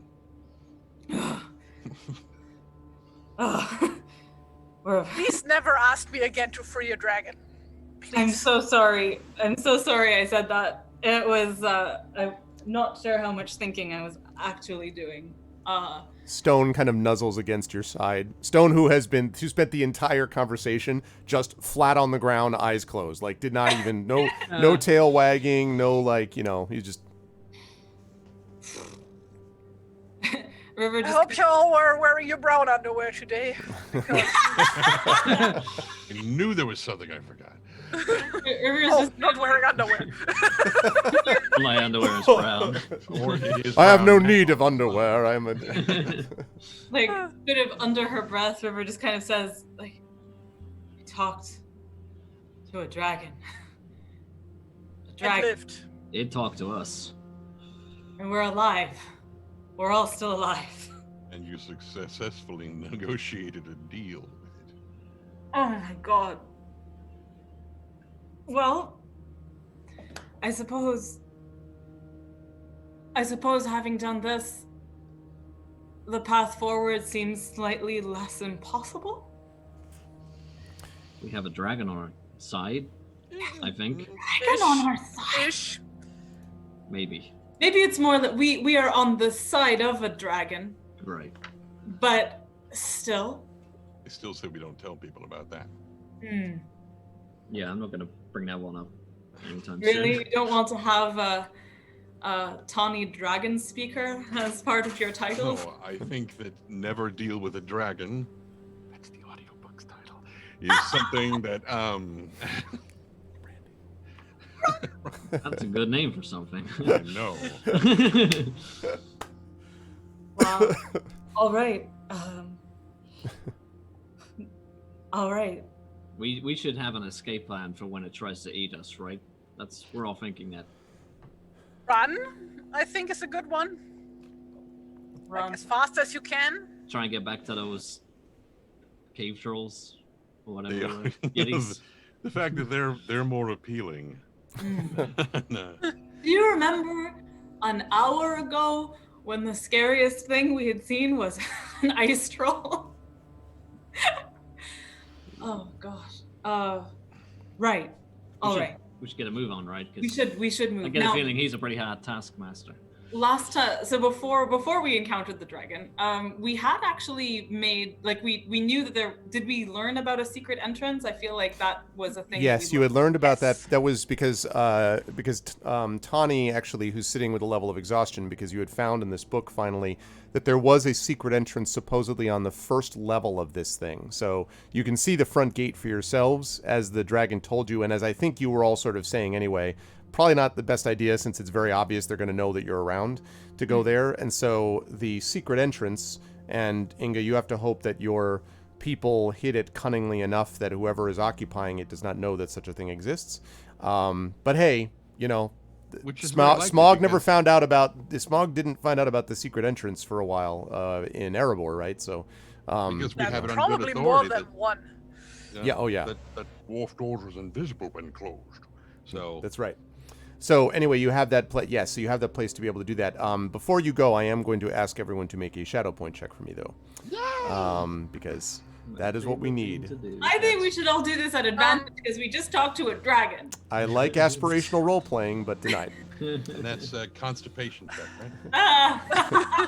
I could be inclined to think that If you were constipated before meeting the dragon, now you're exactly. not anymore. Exactly. It's the greatest of laxatives. Speak to a dragon.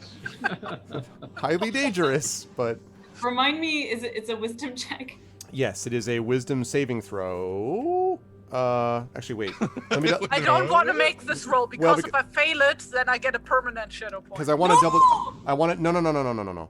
That's not quite right. What? No. It has to exceed your wisdom. Yes, I'm at 11. No, right it's not now. that. It's that once it has exceeded it, then it depends on when you actually lose control. Which, now that I think of it, the sort of evil part of me thinks, why didn't I not have that happen before the dragon so that you could have lost? Shut up, dragon! We can do whatever we want! Like, like... You think you're so smart, so tough? Go ahead, stick your head in that hole. See if it comes back with a big chain stuck to it again. I remember when my people killed yours. How did that feel? It's just like... Did you know Smog is dead? That would Yeah, be that's so exactly what I was about to say. incredibly out of Precious character. cousin. I know. That's exactly the point. No, like when you succumb to shadow, it's like your darkest part of yourself shows itself. And like in Inge's case, that would be to book it, like just to abandon her friends. Oh and yeah, plan- screw these guys. Just to I'm on. bail out. Is that what you mean?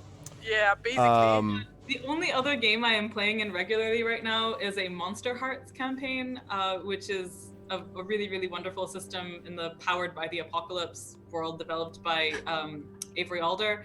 And I play, it's like kids in high school, but who are secretly monsters and stuff like that. Mhm. And there is a activate your darkest self aspect to the game, which happened to mine last week. So like my demure, slightly shy, awkward witch character is now in full-fledged, like flashing red eyes and scary darkness and stuff. So I don't want that forever. You do not want that. Yeah, so it would be it would make you miserable, which means you would get disadvantage on attack rolls, and you would automatically fail charisma ability checks, and Because I'm so good at charisma to begin with. and when you then made an ability check or attack roll or saving throw, if the roll was equal or less than the difference between shadow point total and wisdom, Oh yeah. then it would experience a bout of madness. And after the madness is over, then you would get a permanent shadow point. Nonetheless, this is all awful. Like, I mean, this is just not all of this. Oh, sucks, really? So it's just Oh. terrible. So, but it is I a wisdom thought this saving. was like all sunshine and rainbows. Exactly, but this is wisdom we are on saving a nice- throw. Vacation in the Caribbean, drinking pina coladas. Yes. But an 18 passes, right? Please Well, tell me an that 18, I believe, does pass. But let me just make sure. Oh no, Robar. Roar. I really think that dragon conversation messed me up, guys. Guys, that was a dragon, right? Well, It is a dream.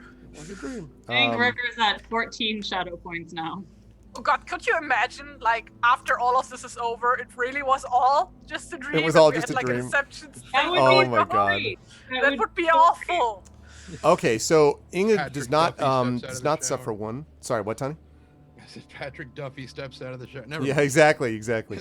Okay, so for the river, you were up to 14. What's your wisdom, River? 16. 16. All right, you got some room. Got a lot of wiggle room there. A lot of wiggle room. 14 shadow. Robar, what is your wisdom? Sorry, I think my wisdom is 16. Yeah. Oh, see, 11.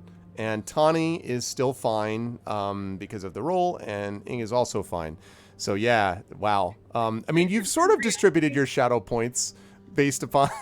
I swear that the dice have been reacting to like the stress and stuff because like River was, regularly succeeding at her wisdom rolls like up until we Yep. got to the heath, and now she's like failed every single one. Yep. And Well, the narrative, they always do. I exactly. It's almost uncanny how much that happens. So it's either awesome or disturbing. I haven't quite decided which. Or both. Okay, so or both. Yes, that's true. Or both.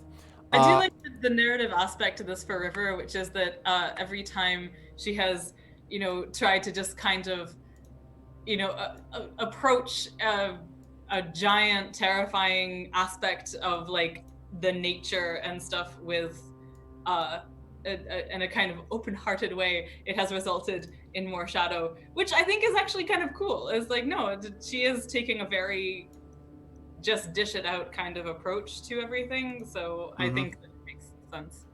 Well, I also, and I liked the way that you sort of imagined that was sort of the effect that you're sort of, kind of weeping from the presence of this, and that, it's exactly as you say. It's both awe-inspiring and also like, deeply frightening, and there's a little bit of PTSD that everyone's got. I mean, it's no joke. So, okay. So sorry, I was just making sure that I was getting my map set up for the whatever way you folks are going to go in coming up now. So put that. I'm listening. I'm just pouring more tea. Okay. I'm vanishing into the wall. Okay. This is fine. Everything is fine. Everything is fine. Okay. It's reminding me of Olaf from Frozen 2. This will all make sense when I am older. It's very clever. All right. So your folks are looking now at the watchtower. So the question now is, how are you going to try to, get to the tower to try to find the secret entrance? Because the secret entrance gives you some information that there was such a thing that was accessible at ground level. But beyond, and I think it also gave you the way to, I think, enter it when you find it, I believe. But it didn't tell you exactly where on this watchtower it is, except that it's somewhere on the ground level, whatever that means. So how do you want to try to aim left or right? Do you want to, put on gray colored cloaks and crawl through the wilderness under a cardboard box? Like, how do you want to try to make your approach with a little question mark over it? How do you want to try to get to this place? So we don't know like what side of the tower it is. How wide is, like, how long does it take to get around the tower? Well, the tower itself is probably about, let me do some quick mental calculations.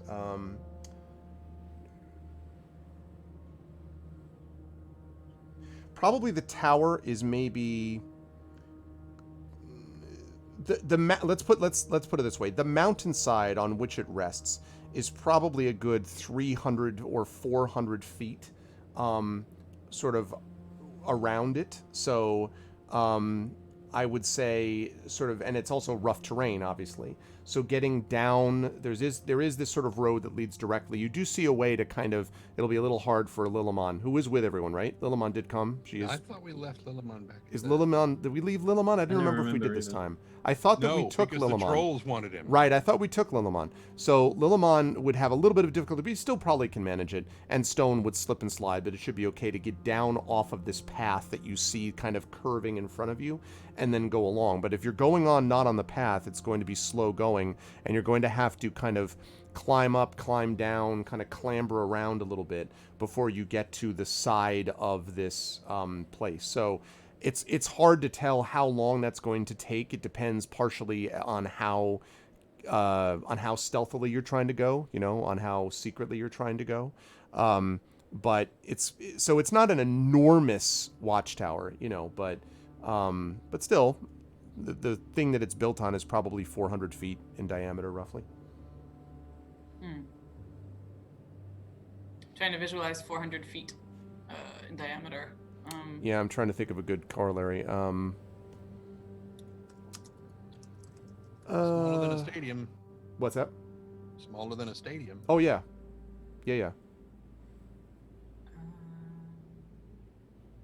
I mean, one could typically, presumably walk around a hockey stadium in less than an hour, and if it's smaller than that, even with rough terrain. Yeah, I think that's about right. You probably, yes, that's a good way to put it, actually. A hockey stadium would be a good comparison, I would say, although a little bit smaller than that, but that's roughly it. And then, rough terrain, and so there's all that. So for somebody who has never seen a hockey stadium in their life, how big is that? Or another one might be a basketball You know, have you seen like the inside of a basketball, probably not real where they play popular. basketball? Yes, I have. Okay, so it would be a little bit like that. So imagine that. Imagine the seats around the court, not just the court. You have to imagine the seats around the court. So it would be like a sort of it would be a small, as Trent said, not quite as large as a small. I keep wanting to say arena, but that makes it sound too big. But just like, I mean, if you take a standard, and by this I mean European football, not American football, because those fields are much larger. Right. Like that, and maybe half the seats. Yeah. And that big around. Okay. Probably be pretty close. there you go. Also, I'm assuming we are talking about the size of the watchtower. I needed to. Well, to calm my but it's nerves. also the hill out of which the watchtower is built. Because if you're gonna go, because I was saying to them while you were gone that the secret entrance, you don't know where it is except that it is on the first level, which means it's on the level equal with the mountain. Like you can actually, so the mountain itself is wider. You can even see in that picture than the tower itself is. So you're kind of going around the edge of the watchtower and the foundations of the watchtower, which is the mountain below it. Not mountain, say. So Rainer is hill. a lot smaller than I imagined him because I literally imagined him to be the size of a mountain. No. That was just because I wanted you to see it, not because like this is to scale. So here's the watchtower, and here's dude, no, he's And not. He definitely wouldn't have to worry about sticking his head in any of those holes, and getting Yeah, his exactly. chin stuck around No, it. I always like to think of this the way that they describe the first of the children of the Dragon of Pendor in Wizard of Earthsea, where they describe him as its littlest one was like a 40-oared ship. So I usually tell my students, I'm like, so the smallest one is the size of a school bus. That's the kid, like this, no big deal. Wow. So in terms of moving forward, so like the path that we're on is the one that leads straight to the front door. Right. Yep. And you can actually see that in the picture, kind of winding towards the front door. Yep. So we don't want to do that. So essentially, we're gonna clamber down off of the path that we're on. Yep. In order to try and get around. And the problem is just that and we don't know whether left or right is where the thing will be found. Exactly. And there was the only information that we had by looking into the book was that there is one, that it's on the ground level, and the kind of password to get into it, I think. The method of getting into it, yeah. Method of getting in. Mm-hmm. So it's basically 6 of one, half dozen of the other as to which side we go down. Is there one side that looks like we would have more cover than the other? I would give you I'm widening the picture just because I think it'll be helpful, because the picture really is exactly the way the watchtower would look. That also, and that might, you also might look at it and go, oh, maybe it's more likely the entrance is on this side or that side based upon looking at the picture too. Again, Right. it's a guess still, but I don't remember. Did Robar and Inga get to scout last time, or was that like we went out to scout and then the I think dragon we showed got up? interrupted, didn't we? by the you ghost. did scout, and I think one of And the you things met that the you ghost. saw was the and you met the old master of the town. Oh, that of Lake happened. Town. Right, Yeah. right. That's how we knew that there was definitely treasure, I think, up Yep. there. Yep. And that they stole was that supposed to treasure be in his, order right. to lure the dragon. Yeah. It was a So very wait, is that canon that he died here, or is that just? Yeah. He dies in the waste. Absolutely. Yeah. No, I mean that that his ghost gets stuck here. Like, does Oh. this place exist in the canon? Well, the watchtower absolutely exists in the canon. I don't know if his ghost being here. I don't think Tolkien ever laid that out, but it's quite likely that it could have ended up that way. I mean, treasure has a tendency not just to stay in one place; it gets hoarded and gathered together.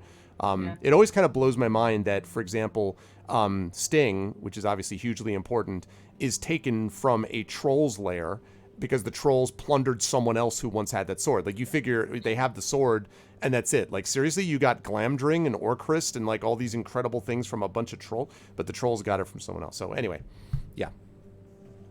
So that's a long-winded way of saying, no, it's not specific canon that he ended up in this spot with this treasure here, but it's a pretty good extrapolation, I would say. Yeah, I'm sure. I feel like there is some line that I'm half remembering about him wandering fruitlessly in the waste or something until his death. And I think you can easily connect the idea of like the wandering and the death and stuff to an unquiet spirit. But anyway, looking at the image, what do you guys think? I like my instinct looking at it, and I'm beginning it as well, so that is that. Well, no, I can see a spot on the right that looks like it might be a secret entrance, but also a spot on the left. And if this were actually in the Roll20, I would like ping on the spots that I thought. But there's like, if you look to the left of the image, that looks sort of like easier going, and the lowest actual entrance that we see is on the left. So, you know, you could argue that therefore another entrance on that lower level is more likely to be there. Are there any creeks here? Like creeks or ponds or anything like that?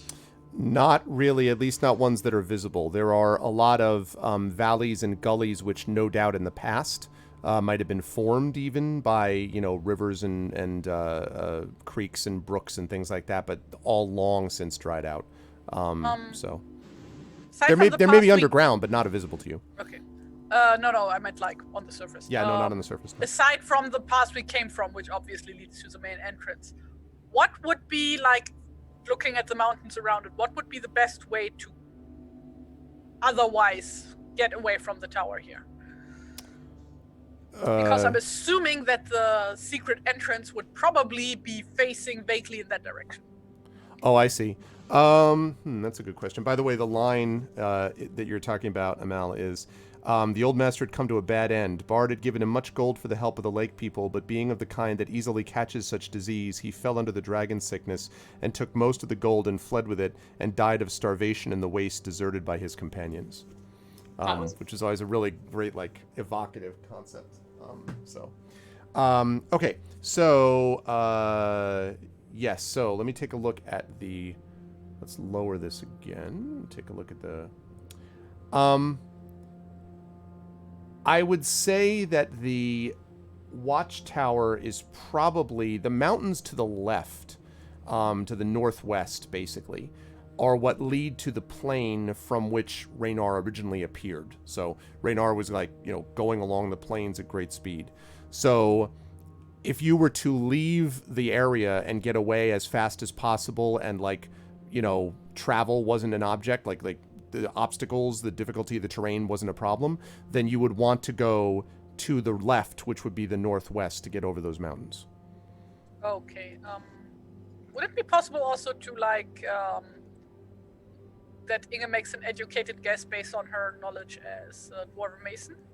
Because that's definitely what River would want to ask of Inga, would be like, sure. Inga, you are the expert here. Where looks more likely for a door? Sure. Your guess is because that western spur that you can see on the left side there of the picture, that western spur of the kind of hill, more or less the way you assessed it, River, I think is the way you, Inga, would have assessed it also as a dwarf, that it's more likely that they would have secret entrances, because dwarves love to shape and build and to create of their own, but they also are, because they're incredibly brilliant architects, want to work with the foundation that they have. And so if you've got natural, you know, stone to work with, a natural sort of defense or a natural foundation point that's stronger, you would go in that direction. So if you were going to guess, you would also probably have said to the west is more likely to be the area where you would put entrances, exits, you know, secret things like that. And where, you know, yeah, that's probably would be the place that you would imagine it. Because on the right side, on the eastern side, it falls away much more quickly. So. Can I get a history check? Because I do have stone cunning, which gives me bonus on knowledge about stoneworks. But you don't even need a check. I think that, cool. yeah, no, I think this is something you would just know. Because, yeah. That what I gave you is basically what, if you had needed a check, you would have, a successful check, that would be a successful check, but you don't need it. This is something you would know from multiple factors, so yeah. Okay. So Then I guess we go find a good hiding spot for Lilleman and then go there. Okay. oh man, I'm so torn now because I'd sort of want to leave Stone to guard Lillimon because the idea of something like, I mean, Lillimon is clever and can run away and stuff, but I want Lillimon to have protection. Yeah. Also, he's not a mountain goat, so climbing here isn't exactly his. If only we had an elven cloak. We could Yes. turn him into a stone. As I recall, you were trying to turn him into a mountain goat in our last couple of sessions. Oh, yeah, that's true. Oh, we did though. Mhm. We Oh, yeah, 100% that's true. did. Yeah. Uh, No, again, I Remember, you specifically said aspirationally- yes, you Knowledge, succeed power, at negative turning knowledge. him into a goat. Did I? I Yes, you really. did. Yes. I'm sure. I can't specifically point out when exactly you said that in the session, but absolutely. Yeah, you did that. exactly. Just trust me. Definitely. Yeah, no, I know. I can't quite get the exact proper term. Yeah. Pretty sure I would have said, okay, you heard him. He said it. Click Yeah. it. Oh, yeah. Exactly. There it is. Oh man. Okay, so you're going to try to find a place. You're going to try to find a place to hide him, or you? Yeah. Okay. So you tell me how you're going to do that. Like, what sort of spot you would look for?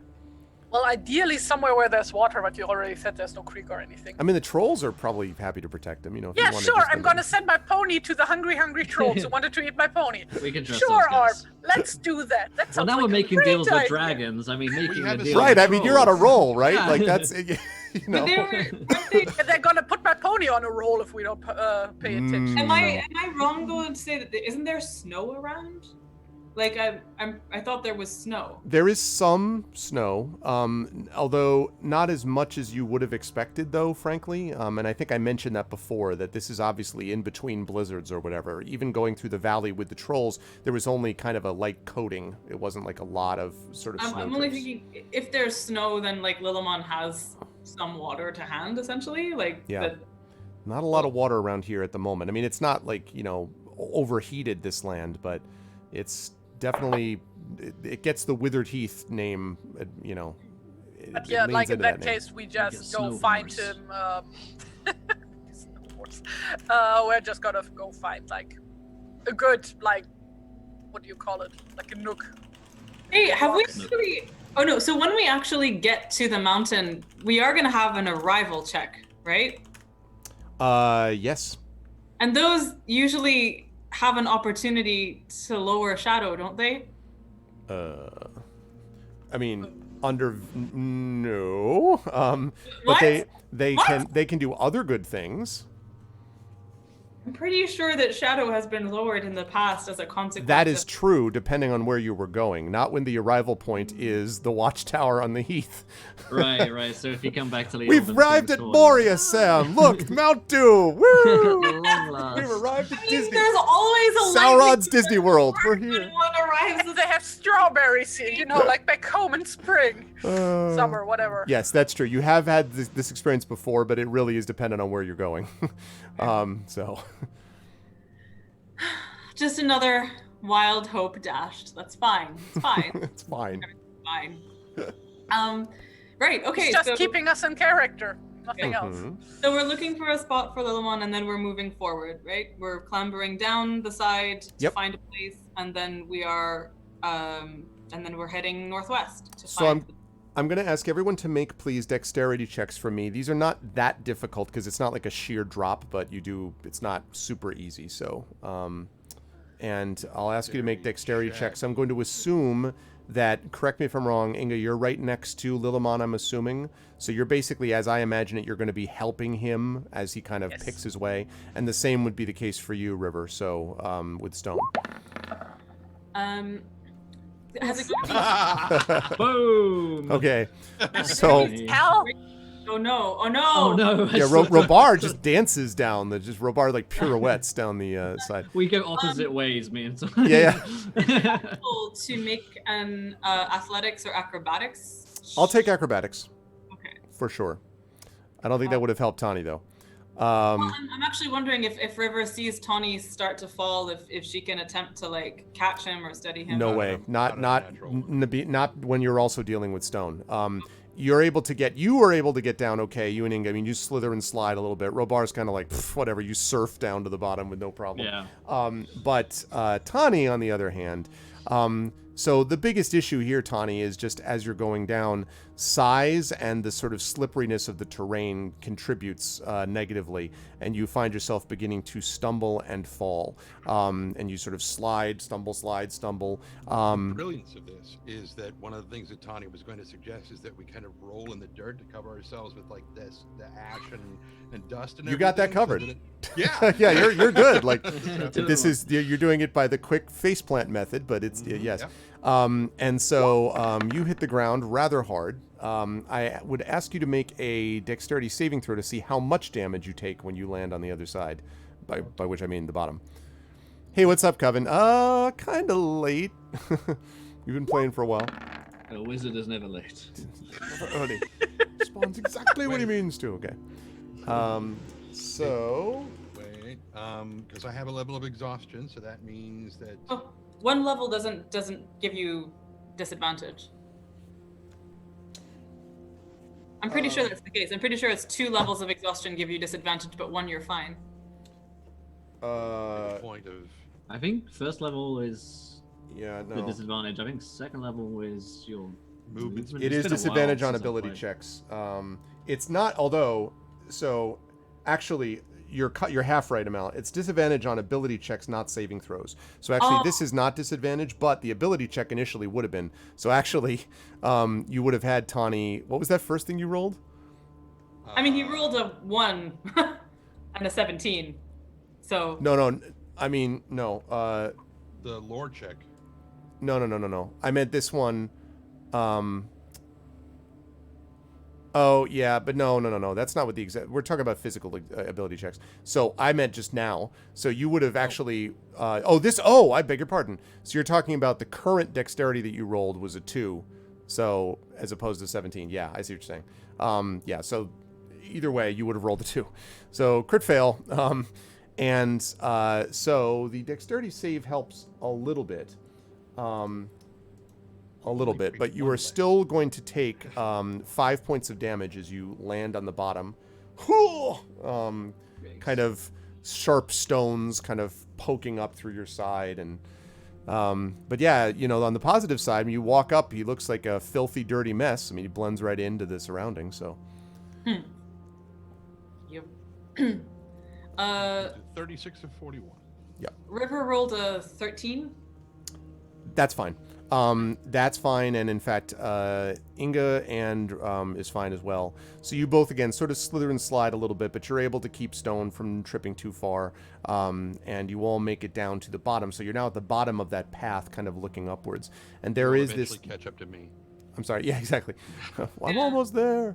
No, River will as soon as she kind of gets down, will try to help Tawny up and Yeah. look him over in a kind of mother fussing sort of way, no. Yep. Don't die before we get into the tower. Prefer not to die at all, and you're brushing off all my camouflage. Stop it.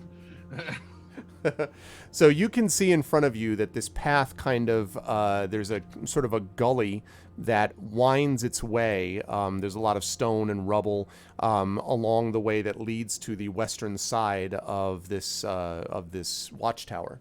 And as you go, you have every so often this uncomfortable feeling that both, because you keep seeing pebbles and rocks scattering down across your path, and you keep looking up to both the west and the east. The east, of course, is the more sharply rising cliff of the path, and the west is the more gradual. But from both sides, rock and stone keeps falling down, not your stone, but actual stone. And what you assume this means is that there are probably, whenever there's rock falls in this area, they're fairly frequent, probably. And so you sometimes have little paths of rubble that you have to kind of clamber around. Where are you? And I should say that's sort of leading to the place. So where are you placing Lilimon, now that you've gotten down below? Where are you going to try to put him, Ingo, and company? Well, wherever he's out of sight, it's a bit difficult. Yeah, no, there's definitely describe. definitely piles of stones. But I guess what I meant was, are you putting him as far away from the watchtower, like right now before you start walking towards it, or are you going to find a place to the west or east of the path? Would as you go? put him where, like, if we would have to run out of the way we came into, Mm-hmm. that we would most definitely would have to walk past him. Okay, I would say that would be here unless you end up running out the front gate, in which case you're obviously not, you're going to be on the path at that point, not down by him. So, but that wouldn't matter. I mean, like that. Well, I was could gonna just be the case whistle anyway. for him, so that's also Sure, and he'll just like run up the side of the. Yeah, I mean, it won't. No, just like, you know, like I'm assuming she has like taught him like run away kind of Oh yeah. thing at this point, you know, and he is, I think, clever enough to like find his way. He's a very clever pony. He managed to herd all those other horses He did. back at the Elven Tower and stuff like that. And He did.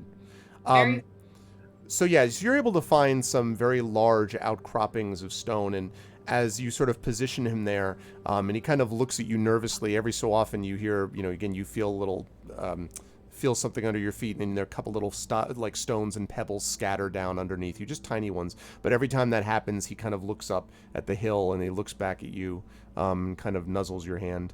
You know, he doesn't look like he's going to run away, but he definitely looks a little nervous. Yeah, like she feeds him like a carrot and like they gives him his oatmeal sack or what it's called, like that, like horses get before she leaves him. And, yeah. And Stone comes over, kind of wagging his tail, and Also kind wants of a carrot. nuzzle. Yeah, exactly. It eats the carrot, and then and nuzzles, nuzzles the sort of just the side of Lillimon. Lillimon kind of lowers his head, and then Stone comes over to you. Stone, his ears are drooping a little bit. He seems sad. River. Oh, River's like gonna scritch behind those ears and crouch down next to him or in front of him rather, and kind of just put her forehead on his head and breathe with him a little bit, as much for his sake as for hers, and pat him on the neck. Okay. Wait, did I decide that Stone was staying behind? Did I decide that? You haven't decided it yet. I haven't decided. Now's the time to decide it. Oh God. If you're really unsure, like just roll a d2, That's aka flip a coin. Wait, a D? Yeah. It's like, You can. what? You can do a D2 in roll 20. Yeah, or you just do like roll whatever and then like go even or odd. odds, yeah. Yeah. Yeah. God.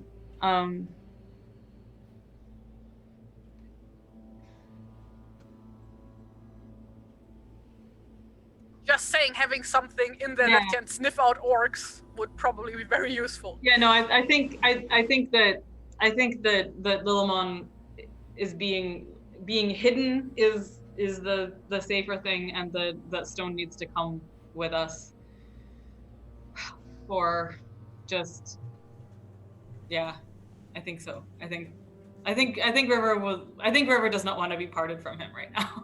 Okay. Even though it would probably be safer for him here. Oh God. You know what? I am gonna roll a Okay. a D2. So just tell us which is which. Like. Oh. So you still have to choose. Damn it! One he, two he. You know, it's like. Exactly. I don't actually see a D2 here. Just roll whatever and go with even or odds. There's So even he stays and odds he comes with us. Yeah, that works. Okay, even he stays, odd he comes with us. So. Oh, okay. Even he stays. Even he stays. All right. Okay. So. Natural 4! What do we get? I know, right? Yeah. So everyone will have to then they'll have to remind me about that Stone is not actually with you folks, but he's with Lillimon. So. Oh, do I actually want this? I know I Are you overruling the die? How dare you? Well, the die doesn't actually rule over me. Can we actually no? This will help me. Literally, what we're doing. Like, I just want a restatement of our purpose here. Initially, our purpose was to go in and what? Get more information. Well, that. Yeah, I mean, to try to find what they were trying to do with this watchtower, and then as you went along, it became clear that what the plan was to capture this dragon, and and obviously then wreak his vengeance upon the north. And yeah. So now you've decided that you're going to face down the Gibbet King, who presumably is here, or his servants, or he himself may be here because he needs to be there to help enslave this dragon. So Right. if now you get the benefit of helping the dragon, helping you to try to theoretically destroy it, or Yes. do whatever, render it harmless somehow, then that's Yeah. what you're looking at. Yeah. Right. So this is not just a mission of sneaking. This is actually a mission of fighting. There may be fighting involved, yes. This is okay. Particularly after you were like, "Hello, everyone," Yeah. there.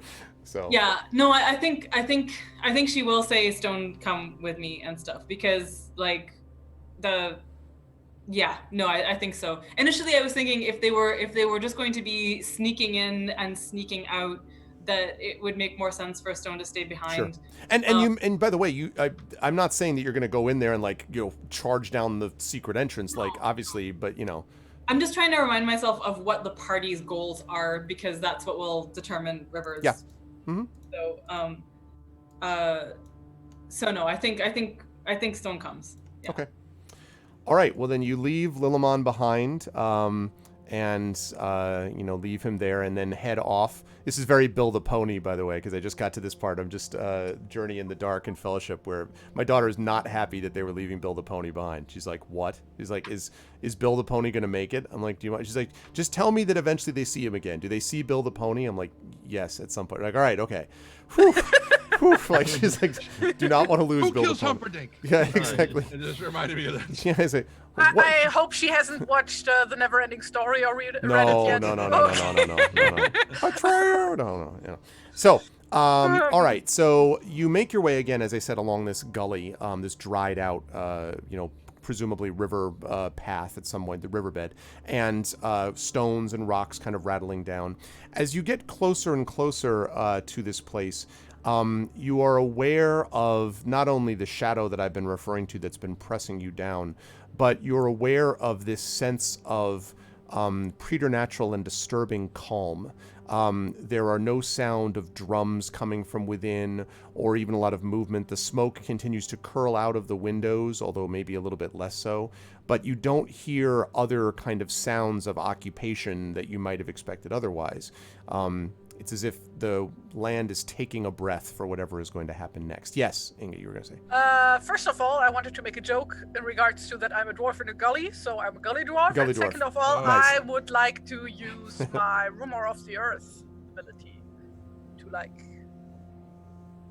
as soon as we get to where we assume the door is. that Okay. we want to take. Well, you don't have an assumption, but the rumor of the earth thing is going to help you for sure. So Yes. tell me, as you get to the foundation, so on, not on roll 20, but if you kind of look at just the base, I should have just put this drawing on roll 20, but if you just look at the base and look to the sort of bottom left of where that leftmost entrance is that you referred to, River, before, that right about there, I would say, is where you start actively looking for this entrance. And so what I want you to tell me, Inga, is you're kind of basically skirting the outside of the mountain foundation, looking for this entrance. How are you looking for it? Are you knocking on walls? Are you, holding up a mirror? Are you,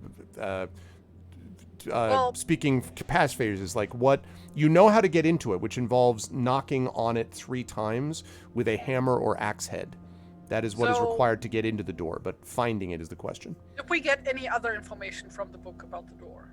No, only that it was on the first level and that I just mentioned how it was opened, except that there was one comment that was sort of odd about it, which was how that your decisions the door will be reflected in the decisions you make, was the quote. Okay. Well, first of all, I would look around with my, using just my knowledge and experience as a mason, Okay. and see if I can find anything with that. Okay. Is the rule the door will be reflected in the decisions that you make? That sort of sounds like a riddle. Is it worth rolling a riddle? It wouldn't be like a riddle Given check, what but Tawny knows. yeah, it wouldn't be a riddle check, but Tree by a river, It may be- there's a hole in The fact Maybe that it could. Tony also found the phrase "an axe polished thrice." Yes. Okay. Yes. I think. Yes. I think that it seems like, and I don't think River is actually the best person to have to figure this out, but I am suspecting that you need to look in the reflection of your axe for something that will show you where the door is before knocking on it. If What are it's you listening for? Me? Oh, Yes. because I heard some strange knocking outside, and it wasn't knocking on my office, and I was like, "What Plus is going Inge on?" knocking So on it's the like, stone. "Whoa, it's a dragon." Hello. Sorry. So, okay. So, right. So, does that mean? So, in other words, you would be using your knowledge as a mason, but are you going to take that into account? What River I was just gonna said? say, So, did the river say that out loud? right. I'm saying, well, Well, I mean, like, basically, Inge would, like, go, like, plan A, plan B, plan C, and so forth until something works. So, like, first you would, like, do, like, the standard thing when looking for secret doors. Not, like, magic secret doors, just, like... right. I mean, so that we have those phrases. The only reason I'm saying I don't feel like River is necessarily the best person to, I mean, like, I would, just because she's not great at riddles, like, she's got, I mean, I feel like her store of knowledge would come from songs, from bardic stuff, but if it's a riddle situation, I like riddles. I just don't know if I am the person Right. to sit. But I don't think we have to, even in terms of like imagining it, you know, what you and Tren just came up with is, I think what you and your characters would have thought of is like, well, then maybe that means, you know. Right. Well, so. I mean, so okay, so let's just say then River would say, well, okay, so the phrases were an axe polished thrice, and what was the other one? Yeah, I was about to ask, could you please put the exact phrases in the game chat? Sure. So, the axe polished thrice.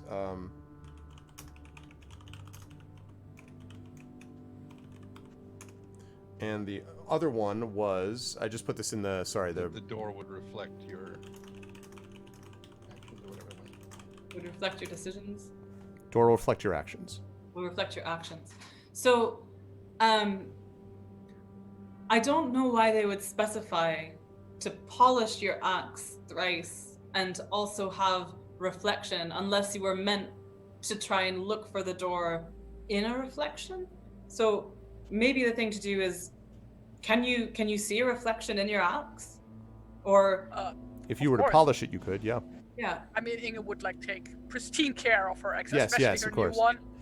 Which she So- hasn't used yet, by the way, I think. Yeah, no, we haven't really fought this Right. whole journey. That's right. Haven't been fighting it. So Horrible get players who, like, actually do role playing to get out of See, encounters. exactly. You could have just charged into the front. Yeah. So Rivo said, can you try to angle it and look at the wall in the reflection of your axe? I So, do mine, but yours are much bigger than mine. Don't. I saw it. Beautiful. What about the size? Inge goes, sure, I can give it a try, like, gets her axe out, like, then, like, breathes on it, and then, like, polishes over it with her cloak, and then, like, positions in a way that she can, like, see the wall. Right, she's the checking rock out face through or the- whatever is yeah, okay. So you walk along that way with all of you, and I love this image of sort of the River and Robar and Tani all kind of like around her, kind of looking as they move forward as she's looking Oh, at and the Inge probably reflection. stumbles a few times while I she's- imagine. because she's not.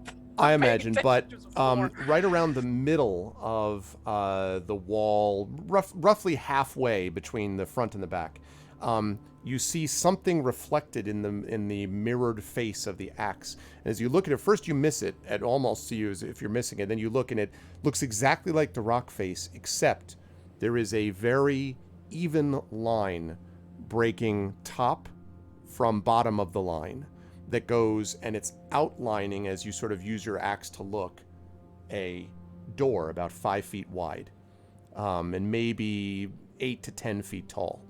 5 the feet rock wide face. door and 3 feet walk abreast. Yep. It's actually So you see that in your axe.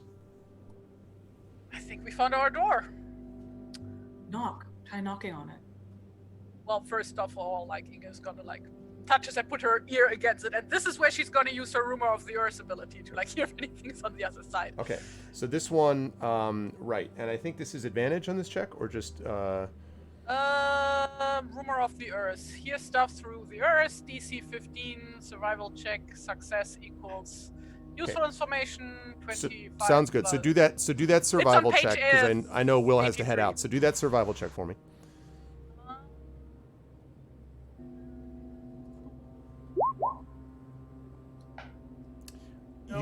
You do not hear anything in the through the rock face, but it also may be kind of thick, so you do not hear anything inside it.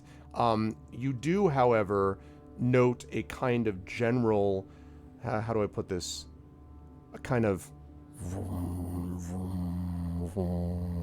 like a thrumming sound. Doesn't sound like a creature, but something. Okay.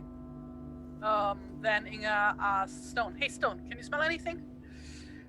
Anything weird? Stone, you don't even have to make that check. Stone definitely can't. Not inside it. I mean, it definitely, the outside of it, he can obviously see, but nothing inside. Well, I mean, the idea is like if that door has been used like relatively recently. Okay, make a perception check. check Would have for been a weird smell here. Okay. That's like the whole idea here. Of course, if it has been closed for centuries, then nothing would be.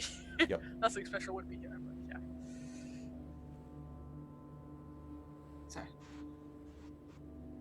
Sorry, what's happening right now? Can you make a perception Perception check check for Stone for me, please? Oh, for Stone. Sorry, Will.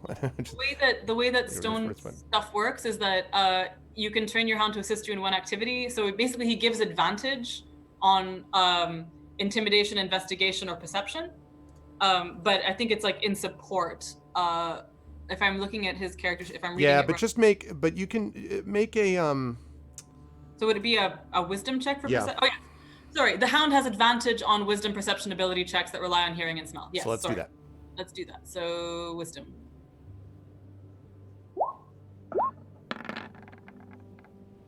Oh, there we go. 17. You definitely, the door has not been open for a long time, at least based on smell. Nothing else seems to have come in or out of this place. That means that it's pretty likely that they don't know about this door, which is good. So, and now Inga's gonna attempt to open this. Like first, she's gonna like look for a handle. No. We're supposed to knock. Oh, we know how to open Yeah, it. we know how to open. Oh, Knock okay. with Yeah, the then axe. she's gonna Yeah. knock. Knock with your axe. So you knock on with your axe the 3 times, and there at first nothing happens, and then you see the line start to split, and then after just a moment, a little bit of pebbles, kind of rain down, but then like very smoothly and with almost no sound, the door essentially opens inwards, and you find yourself looking down a corridor about 5 feet wide, and in the distance you can feel the slightest sense of heat flowing out from the inside of this dwarven watchtower, as you seem to have found an entrance to Zarakanbar. And that is where we are going to bring our session to a close. So, you are there. Now you have to see what happens when you're in there. But we will find that out in our next session. This was great stuff, folks, as always. I'm going to let Will do his outro first, because I want to make sure that he gets out of here. Will, really good stuff, I thought, from Robar's reaction to this. The fact that it was a big challenge, actually, when he's like, "What are you doing, you Numenorian, blah, blah, blah," and you're just like, you're sort of right, actually. But you're like, no, you're not right. You're not right. This is garbage. So I thought you handled that well. How'd you feel about today, and where will the lovely folks see you next? That was a lot of fun today. We talked to a dragon, and it didn't eat us. And we're now friends. The night is young. It's just our friends. The night is young and full of terrors. We've kind of pulled it off, at least for now. Now we're heading into the belly of the beast, and I'm super ready to take on this Giver King again. I really want to chop his head off. I really hope we are not gonna head into the belly of the beast, since we already avoided that the first time. Different beast. Yeah, right. We might be in a couple of bellies soon, but yeah. You can find me on Twitter at EncounterRP. You can find us on Twitch, Encounter Roleplay, for more roleplay D&D stuff, and of course the twitch.tv/KoboldPress for all the shows that they're doing over there. But I do have to run. I'm gonna throw something over my camera. I'll just put it down there so you can. That sounds Super good. terrible. Thank you very much, Will. I appreciate it, man. And we will see you next session. Guys, bye. Okay. So now I will head down to the bottom of the row, the bottom of the row, the bottom of the row. I speak English well. The bottom of the column, and of course Literature professor. I know. Listen, in the 5th week of quarantine, the hell with grammar. Okay. So exactly. Who cares about horizontal or verticals? It's all the same. But it was a great pleasure, of course, to have Hugo nominee Amal with us.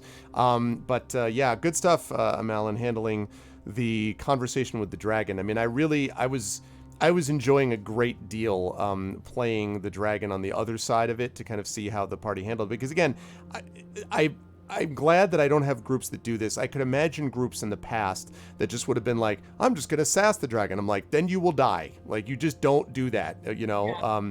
And so I like the fact that there was an appropriate sense of the scope of what was being dealt with, and yet still, you managed to, with some carefully timed inspirations, get the job done. So how'd you feel about today? Where will the lovely folks see you next? It was so intense and so terrifying, and I'd been both really looking forward to this, but also was very apprehensive about this. It just seemed like such a I mean, I found myself straight up not knowing last time whether what we were doing was, you know, following a natural progression of what the game sort of wanted us to do, or whether we were going wildly off track and just like, yeah, let's talk to the dragon instead, you know.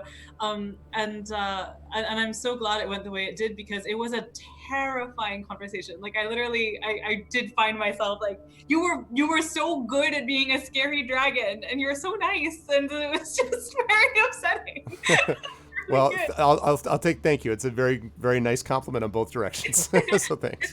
Yeah, it was really like, I felt that the conversation was really appropriately overwhelming and terrifying, and very much like we are dealing with a malevolent force of nature, essentially, and trying to convince it to briefly not be against us. Like, so I think it's incredible, and I'm so grateful for the inspiration. So thank you so much to Dragon Spear, and to, who was the second one who did inspiration? It was Arenth, who was the second one. Yep. Seriously, and the second one was so crucial, like so crucial. So yeah, it was.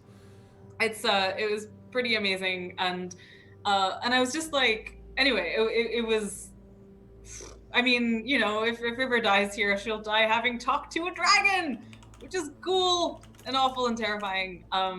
But it was huge. And also in the context of like shadow and shadow points and stuff like that, I'm also looking at this as, so full disclosure, I'm trying to write a long essay about Adventures in Middle Earth and about shadow points specifically.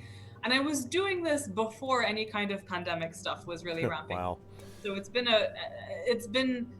a weird thing. And every new nuance that happens in the game with regard to shadow points or everything else that's going on feels like it's feeding into it. So I'd been kind of looking at shadow points as this building weight of graying, depression, and weight and stuff like that. And the talking to a dragon feels like this kind of flash of color. So even though it's dangerous and even though it's terrifying, it's also like a really violent feeling. Yes. It's a dynamic, right? It's dynamism, really, in a place where everything just feels like weight, you know. Exactly. Yeah. So yeah, anyway, I think this was a really incredible session. And I'm really, I thought everyone was amazing. Like just everything from Tawny and from Inga in facing the dragon was amazing. And I'm really, I guess next session we'll start with our rival roles. Yes, exactly. But anyway, so I loved it. I thought it was amazing. Where people can find me, so I am on Twitter at Tithenai, Tithenai. Where I'm going to post that essay is going to be on my Substack, so that's amal.substack.com.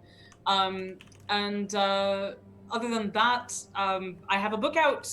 It is the paperback of This Is How You Lose the Time War came out. It is gorgeous. It's got a sexy step back cover that says seditious and seductive on it by Ken Liu is what he said, which is really cool. And then it's now a Hugo finalist, so that's pretty cool. And if you want to acquire it, I highly recommend the audiobook as well. Like, it's read by two absolutely brilliant readers, Emily Wu Zeller and Cynthia Farrell. And it's available in ebook, audiobook, paperback, hardcover. You can just get it however you like, and it is cool. And that's about it. So yeah, stay safe out there, guys. Yeah, seriously. Thank you, Amal. Good stuff as always. Moving right along. Oh, cool. Moving right along, we have, of course, Terry. And it was interesting to see. Yes, you. It was interesting to see how Inga was handling this. I mean, my favorite sort of humor moment was the moment with just like where the River's just like, perhaps you would allow yourself to be, this esteemed mason of ours. And it's like, as Trent said, like the reaction on Terry's face, like, you did what? You just said what? You want me to do what? Like, I still think it would have been amazing had it happened. Yeah. I think it would have been super cool. But the dragon felt the same way about it. The dragon's like, I'm not letting a dwarf take an axe close to my neck. Are you out of your mind? Like, it was really, really funny. So I appreciated that. And of course, the other, things that this is sort of going into knowledge that you possess about your own people and about, obviously stonemasonry and crafting and stuff that all comes into play. So I enjoyed watching that play out. How did you feel about today, Inga? Where will the lovely people see you next? Well, this was amazing, and also, like, speaking of the whole face reaction, this is why I refuse to play D&D online without webcams, because you lose so much without seeing the other players' faces. Yeah, that's exactly right. Because otherwise you don't get those amazing reaction shots. Yeah, exactly. Yeah. So.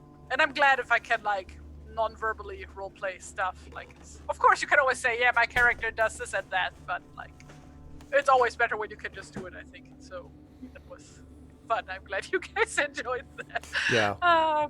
It was a good time. But Sorry yeah. about that, by the way. I had to assist my wife with height. She was trying to get these things down from the top, and so she's like reaching up. I'm like, oh, let me just go get that. Like, so anyway. Short people, am I right? Yeah. Yes, we get used as we're like one of those claws with the handle that you use, except we're living. That's all, and that's how that works. Anyway, but it was fun to see that happen. So where will the lovely folks see you next, Terry? I think the next session is next Tuesday, right? Yes. Or Tolkien Oh Tuesday my gosh, continues. so soon. Excellent. Yes, next Tuesday. Or not. Yeah. Yeah, I'm just like so glad, like, with this session that we finally get to a place where, like, Inga can, like, truly be in her element, literally. Mm-hmm. Yep. Curiosity, do we still have to do shadow checks when we're inside? Quite possibly, especially if you happen to encounter the Gibbet King. But I burned him to death. We are rid of him. He's not a problem anymore. That's how that works, right? Do you think they know Shadow? Wait till they get a load of me, I'm just thinking of that one scene from Steven Universe where Lapis Lazuli meets Blue Diamond. Oh, And it's like, I know what real depression feels like, or something. I don't remember the exact line, but just like that. Darkness, it's where I live. Right? yeah. But yeah, yes, thank you so much. That was so much fun. Very much looking forward to the next session. And people can follow me on Instagram and Twitter at TariTools. Awesome. Thank you, Terry. And again, And also, Terry. if you want to play Animal Crossing with me, just hit me up on Discord and give me your friend code. And Yeah, that's please true. keep me always posted on your turnip prices. And I do because wanna- have I wanna- like 100 billion turnips currently in storage.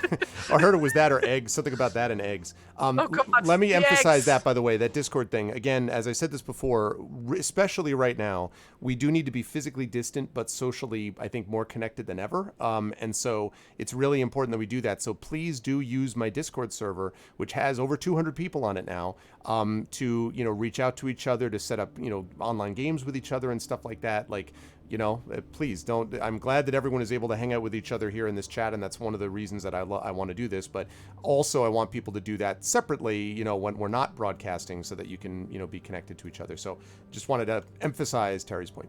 But thank you, Terry. Always a pleasure. I already talked about Will. He's awesome. You will see him again next week. Last but certainly not least, Mr. Trendane Sparks. So good stuff today again, Tren. And yeah, Tawny, I thought it was interesting because obviously you've talked quite a bit about how in this part of the adventure you've been like, you are my family and this is why we're doing this. But I mean, the dragon has a memory that's long and ancient and clearly has eaten his share of Bjornings just like he ate a share of everything else.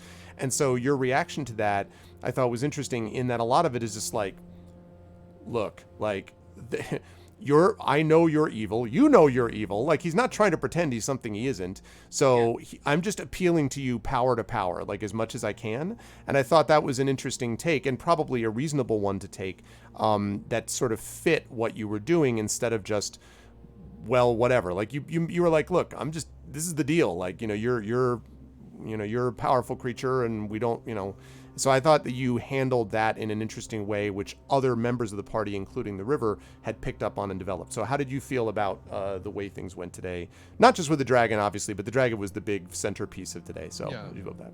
You mentioned the well, first of all, I love the fact that, as we mentioned earlier on in the show, how the dice follow the narrative, and then I rolled the natural 1 on the dexterity check and followed it, because I was already thinking about saying we need to roll ourselves in the dust and everything so it'll help camouflage us and whatnot, will be harder to see. And then I didn't mention it, and the dice were like, by the way, you're rolling. I was like, roll, right. you say? Right, that's right. I did stumble, almost break my leg. But you mentioned earlier that with other players or whatever who might sass the dragon and whatnot, there were points today where Tawny was like, okay, I've had it with this shit. It's hard, right? It's hard not just to be like, you arrogant piece of garbage, except that's what they want you to do, like the he's chuckle like, was part of it.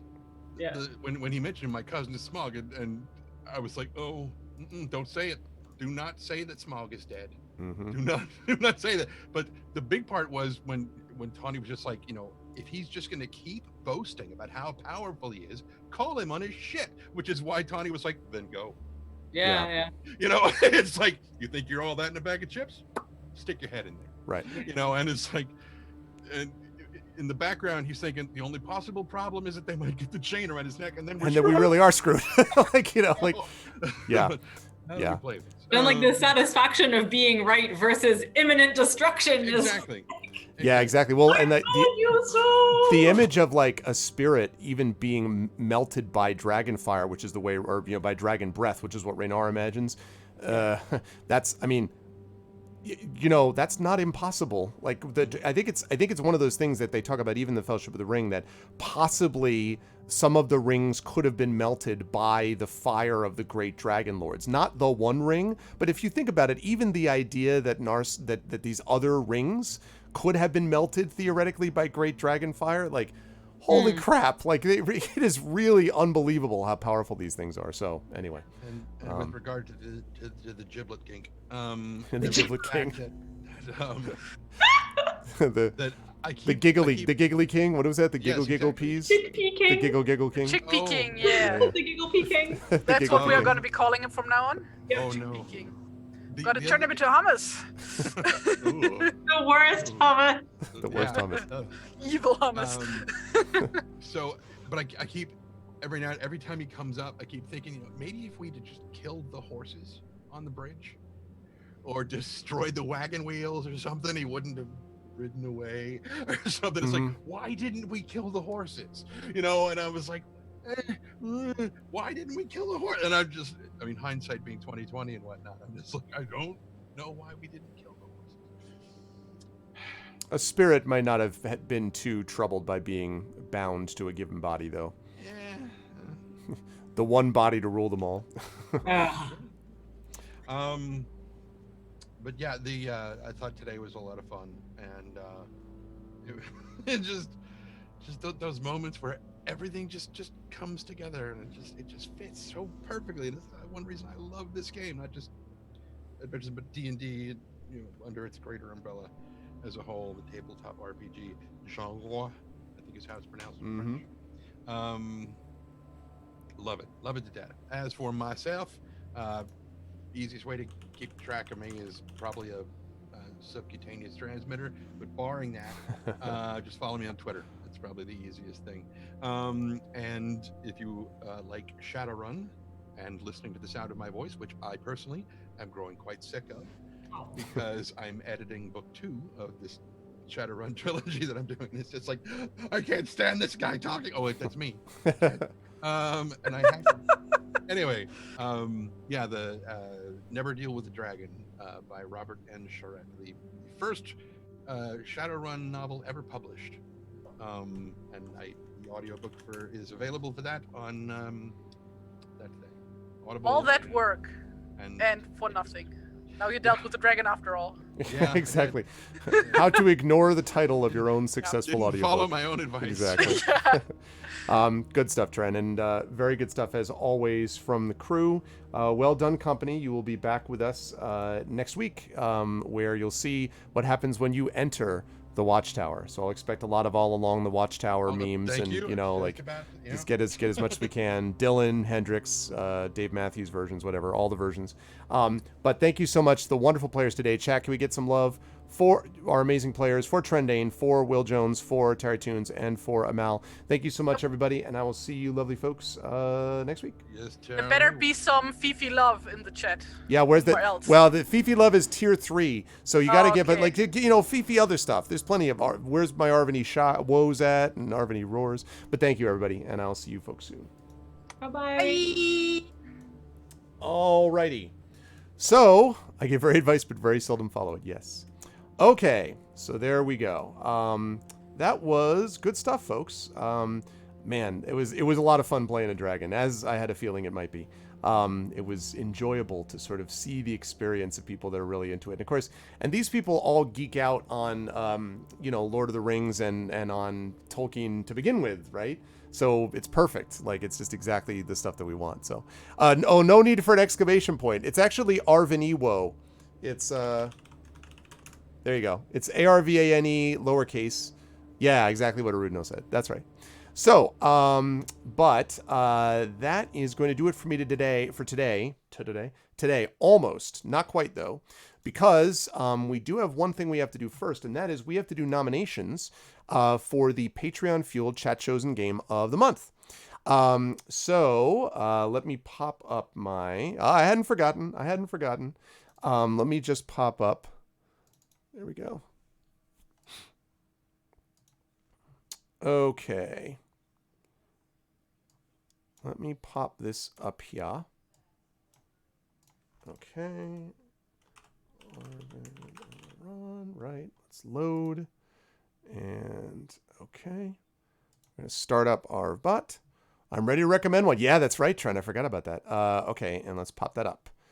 All right, there we go. So the question, folks, is what game should Arv try this month? And we're going to be doing this in 2 weeks, 2 Tuesdays. So nominations today. I'm going to get this down to the top 3. And then once we're down to the top 3, that 3 will be put into a straw poll. And people will have until next Tuesday to make their final vote on it. So what have we got? Kingdom Come Deliverance. That's fine. Deliverance. What else? World of Goo. That's right. I remember you want to do that. World of Goo. All right. And hey, what's up, Lone Wolf? What else do we have, folks? Because I will take nominations up to 6. 1 nomination per person. And then we're going to vote. Then we will narrow it down to 3. And as a reminder, I can play almost anything except something which is an Xbox exclusive, because I have an Xbox 360 downstairs, but I don't have any. But I have a Retron, so I can play Sega Genesis, Super Nintendo, Nintendo 64, Game Boy Color, Game Boy Advantage. I can play Nintendo Switch. I can play something on Virtual Console on the Wii U. I can play on a PlayStation 4. I could play on a television, theoretically. And then obviously PC. So any of those are options. And right, I mean, if it's a game that I will veto a game that I don't want to play. If it's a horror game, I don't play them. But yeah, exactly. No scary, no horror games. So no jump scare games. Even ones where you're like, well, it's not a big jump scare. Nigh it. All right. So we've got Kingdom Come Deliverance. We've got World of Goo. What else have we got for nominations? I mean, it might be super easy. If we only get one more nomination, then that'll be easy. And then we'll just have the 3 that will be part of the straw poll.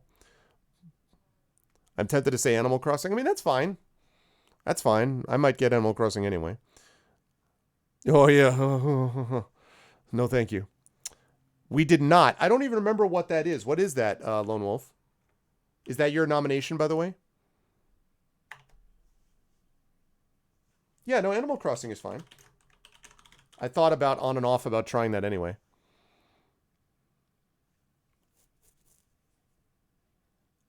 RPG time travel. Yeah. It's not point and click.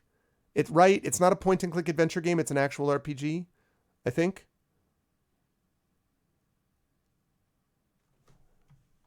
Okay, let me check. Also, is it available on GOG? Oh, action RPG. Oh, really? Oh my goodness. Oh, it's Diablo-y, really. Okay. That's cool. All right, cool.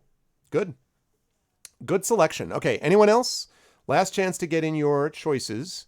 And otherwise, then we're going to vote, and the top 3 will go into the list. So I'm going to last call this, or I guess I won't last call it because I haven't opened it yet, but it's not on GOG. That's fine. I mean, like, I start with GOG and then I work outwards, but obviously with Operencia, I played it on Epic Game Store, and I have played other games that are Steam exclusive. But if possible, I start with GOG. And if I had started playing Operencia just a couple of weeks ago, then I would have obviously gotten the GOG version. So, okay, so I think we're good to go. Planescape. Playing it, you could Arvanaut swap meets. Oh, that'll be sweet. All right, Coven, that'll be fun. Planescape. So, are we talking Planescape Torment? Because I've already played and streamed that on stream.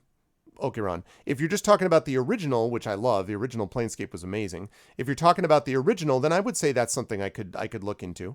So, are you talking about the new one or the old one? If you're talking about the old one, I don't mind putting that into the nomination list because I could play that for people just to sort of get a chance to see what it's like. Although I have played and won it a long time ago. But if it's the new one, I already streamed that over on Pen and Pixels on GOG. So are we talking old or new? Oh, you didn't know there was an old one. Oh, really? All right, well then.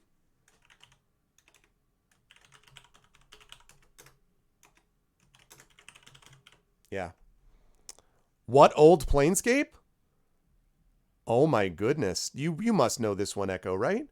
It's the old Infinity Engine based Planescape Torment. So there's a new one that's just called Torment, which was put out by Obsidian, I think. No, the people that did Wasteland. Actually, I don't think it was Obsidian. Yeah, but the original Planescape Torment is an amazing RPG. Oh my goodness. The combat's a little funky, but as far as a story and character development, it's wild. It's really, really well done. Oh, wow. Yeah. It's amazing. You meant Black Isle Torment. Yeah, that's the one. That's right. That's exactly right. Yeah. The nameless one. Yep. That's what you meant. The new one was what I thought you meant, which was Torment, which was kind of the spiritual sequel to that, and which was fine. Torment was good, but Planescape Torment is on another level as far as that sort of thing is concerned. It's not quite as good as Baldur's Gate to me because I think the gameplay on Baldur's Gate is a little better, and the story is still really good, but Planescape Torment is really cool. And like really probably the most interesting NPCs I think you're going to run into. What among the most interesting NPCs you'll ever find are in the original Planescape Torment. So, all right, let's open this poll. So here we go, folks. The top 3 will be chosen. The top 3. So get your votes in now. Top 3 votes. Top 3 games will get into the final straw poll. So make your vote. Yeah. Oh, man. Yeah, no, Planescape Torment was great. I actually played that first in the late 90s when I was working. I got that from a friend that I was working on. Got that from a friend that worked with me when I was working part-time at Electronics Boutique. So I worked as an administrative manager, which is like an assistant manager, for a year in between my master's degree and my PhD work. And then when I was doing my PhD, because you can't do everything based on just, your your graduate student salaries and loans, I ended up having to do another job. So I took a part-time job to help make ends meet. And that was, I just stayed working at Electronics Boutique. So while I was doing that, I ended up getting Planescape Torment. I want to say it was like 99 or 2000 or something like that is when I played it, when I was doing my doctoral work. But it was great. Really, really good. Oh, and yes, that's how you do it. There you go. There you go, Akaran, you got it. Okay, so it looks like Kingdom Come Deliverance is definitely going to be in there. So we have a tie among the other four, which is not going to work. I need someone to vote. Okay, World of Goo. All right. So I need one more vote for one of those other games. And you can always change your vote too if you want. And you can always do $ change vote, all one word, space, and the number that you want to choose, the number that you'd like to change to. You can always do that. And I should also say that if you don't get a game in this time around, like Nonstop has often chosen Growlancer for one of these, but eventually he tried, I think it was Breath of Fire 3, and eventually he got it in. Eventually it won. So if it doesn't happen this month, I do one of these every month, so you can try again next month, and eventually we'll get one of these through. So, yeah, it's $ change vote, Aaron. Exclamation point is for that is for Arcanus Bot. All right, this is what we got. It took a long time. That's right. We took a long time to get Toonstruck. Yep. Okay, so there we go. Planescape Torment, Kingdom Come Deliverance, and World of Goo. This is interesting. This is an interesting set. This is an interesting set. That's neat. Interesting set of games here. That's what I aim for, Rhiannon. Except that there are sometimes, it's like a Democratic with me as a veto, right? So you're like, what about this? I'm like, but not a horror game. How about the game where the Burger King sneaks around behind people like, no. But it's so fun. No. No. Actually, I mean, whatever. I don't care about that sneak game, but I just came up with it as a thought. All right. And there we go. All right, folks. So here we go. I reserve my veto. All right, so Planescape Torment, Kingdom Come Deliverance, and World of Goo. Those are going to be the 3 games that'll be on the straw poll. If someone would be so kind as to put together that straw poll and link it to next game. Echo Alpha is always Johnny on the spot. Thank you, Echo. I appreciate that very much. Rudinel, if you'd be so kind as to make that, that would be good. So you just voted. No, you got it in. You got it in. You voted for the Planescape Torment. You're in, Dragon. Yeah, I know. It's true. That's true. You're doing the jump scares. That's a good point. That's a good point, Arudino. Yeah. So this is good. This is a good set of 3. World of Goo, Kingdom Come Deliverance, Planescape Torment. I approve. I work with my cybernetic arms. Very cool. All right, folks. So let us clear the poll. Let us get rid of that. Let's stop ArvBot and disconnect. Oh, I see. The game nominations to begin. Well, but they're pretty good list, though. It's a pretty good combination of games. I'm pretty pleased with those, I think. So, all right, folks. Well, thank you very much. That was great. Now, no raid today because I'm going over in about 25 minutes. I'm going to be over on GOG for Pen and Pixels and some more of the Witcher 3 Wild Hunt. So I got to go get ready for that. But I will see all of you lovely people over there at 4. Remember, we have another stream tonight at 9 p.m. Eastern as the Our Vocalists return with Apollo Justice Ace Attorney. So if you need to laugh, and God knows a lot of us need to laugh, now is the time to do that, and you'll get a chance to do a lot of laughter over with that game. It's going to be really exciting happening tonight. Then remember, Wednesday night, tomorrow night at, I believe it's either 9, Echo, is it 9 p.m. tomorrow Eastern or 10 p.m. Eastern, Echo, for the Shadow Crew? It's Dragon of Icespire Peak tomorrow, Wednesday night, and I don't remember if it's 9 Eastern or 10 Eastern, because I know it's supposed to be 9, but because of daylight savings, they were changing things around. But 22 EDT, which is 9 o'clock. Is that right? No, it's 10 o'clock. So it's 10 o'clock. 10 p.m. Eastern. So it'll be there at 10 p.m. Eastern. That'll be tomorrow night. And then Thursday, possibly the Rambo Academy for Wayward Writers on Twitch. Again, that's the only one I don't have confirmed for all month. Friday, Detroit Become Human. Saturday, we've got Masters of the Dungeon, and then we have got Dungeons and Dragons with viewers. So if you want to play D&D with me, you get a chance to do that. You will get a chance to weigh in and be part of that on Saturday evening. So that'll be good times. But so today, 4 p.m. Eastern, GOG, Pen and Pixels, Witcher 3 Wild Hunt, and then 9 p.m. tonight, we've got some Apollo Justice Ace Attorney with the R Vocalist. But that's it for now. I'm going to head on out of here. Remember all the ways to support us here, please, and thank you those who have done that already. Follow the channel. Check out the YouTube with !ArvTube, Discord with !ArvCord, Twitter with !ArvTweets. The website for all this is arvanelleron.com. Patreon for this is !ArvTreon right over there. Cool stuff for you, cool stuff for the channel. The shop is !ArvShop, where you can get some of that merchandise you saw my players sporting with the awesome pictures on them, and for both Adventures of Middle-earth and for Infinity and Beyond, and someday soon as per Genesis as well. And last but certainly not least, the sub button right above the video window, currently sitting right about 52 subs, so you can get more Fifi the Phoenix and other things as well. And then, of course, we've got all the publishing stuff, Icarus, there we go, Icarus, and my sequel, Jelinek, to that, both of those coming out in May. Library for Tales and Tomes, the Forbidden Library, that's the 5e compatible adventure, and Sourcebook, and Gray Shade KS, not Gay Shade KS, which is a whole different concept. Gray Shade KS, which is my Kickstarter, which is on hold until everything settles down a little bit, but there are going to be things happening. I'm excited for all of it, Arudinel. Trust me, man. Believe me, I know, and I can't wait to have all of you be a part of it because it's going to be awesome. But that's it for me. Thank you so much to everybody. Thank you to my wonderful mods, Arudinel, Coven Guy, Dragon Spear.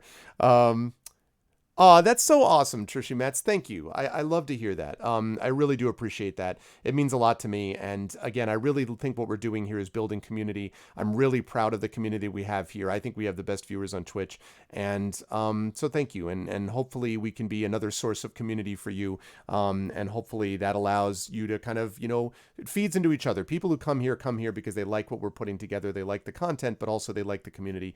And the more that happens, the more that we can get this as well. Gay Shade narrated by Trendane. There you go. Thank you to my wonderful mods, Rudnell, Coven Guy, Dragon Spear, best in the business, as I've said. Thank you to my subscribers, Rudnell, Coven Guy, Dragon Spear, Echo Alpha, X5, Arendt, Lone Wolf, Marinda, Trendane, and Trishy Mats. Thank you so much to my subs, and thank you as well to my Patreon supporters. Those of you who just before I go on, thank you so much to my players for an amazing job today. Trendane, Will Jones, Terry Toons, and Amal Elmatar. Wonderful job from all of the players as usual. Thank you to my wonderful viewers, another TT viewer, Big Boss SNK, Commander Root, ECAG, Electrical Longboard, Evil Marinin, Gorgar, Hailwa, Instructor 6. Thank you to Jagtris, to Lurks, to Mortal Player, to Okiran, to Remastino, to Shadowed Mage. What's up, Shadowed? Thank you to Shadowed is a mod. For some reason, you just came in. I think that's why I didn't pick it up. Thank you to Srizbot. Thank you to you, Christensen, to Uncle Elias, V&K, and Virgo Praz. Thank you so much. Best players on Twitch. True as well. Thank you, everyone. Much love. I'm going to get on out of here. Stick around, or rather, don't stick around for the raid. Stick around for the end, I guess. And then I will see you folks over on GOG at 4 p.m. for Witcher 3 Wild Hunt. And yes, I might have been lurking in your test stream the other night, Coven. It is indeed possible. All right, I'm out of here. Bye, everyone. Much love. I'll see you folks soon. Everyone be good to each other. Bye for now.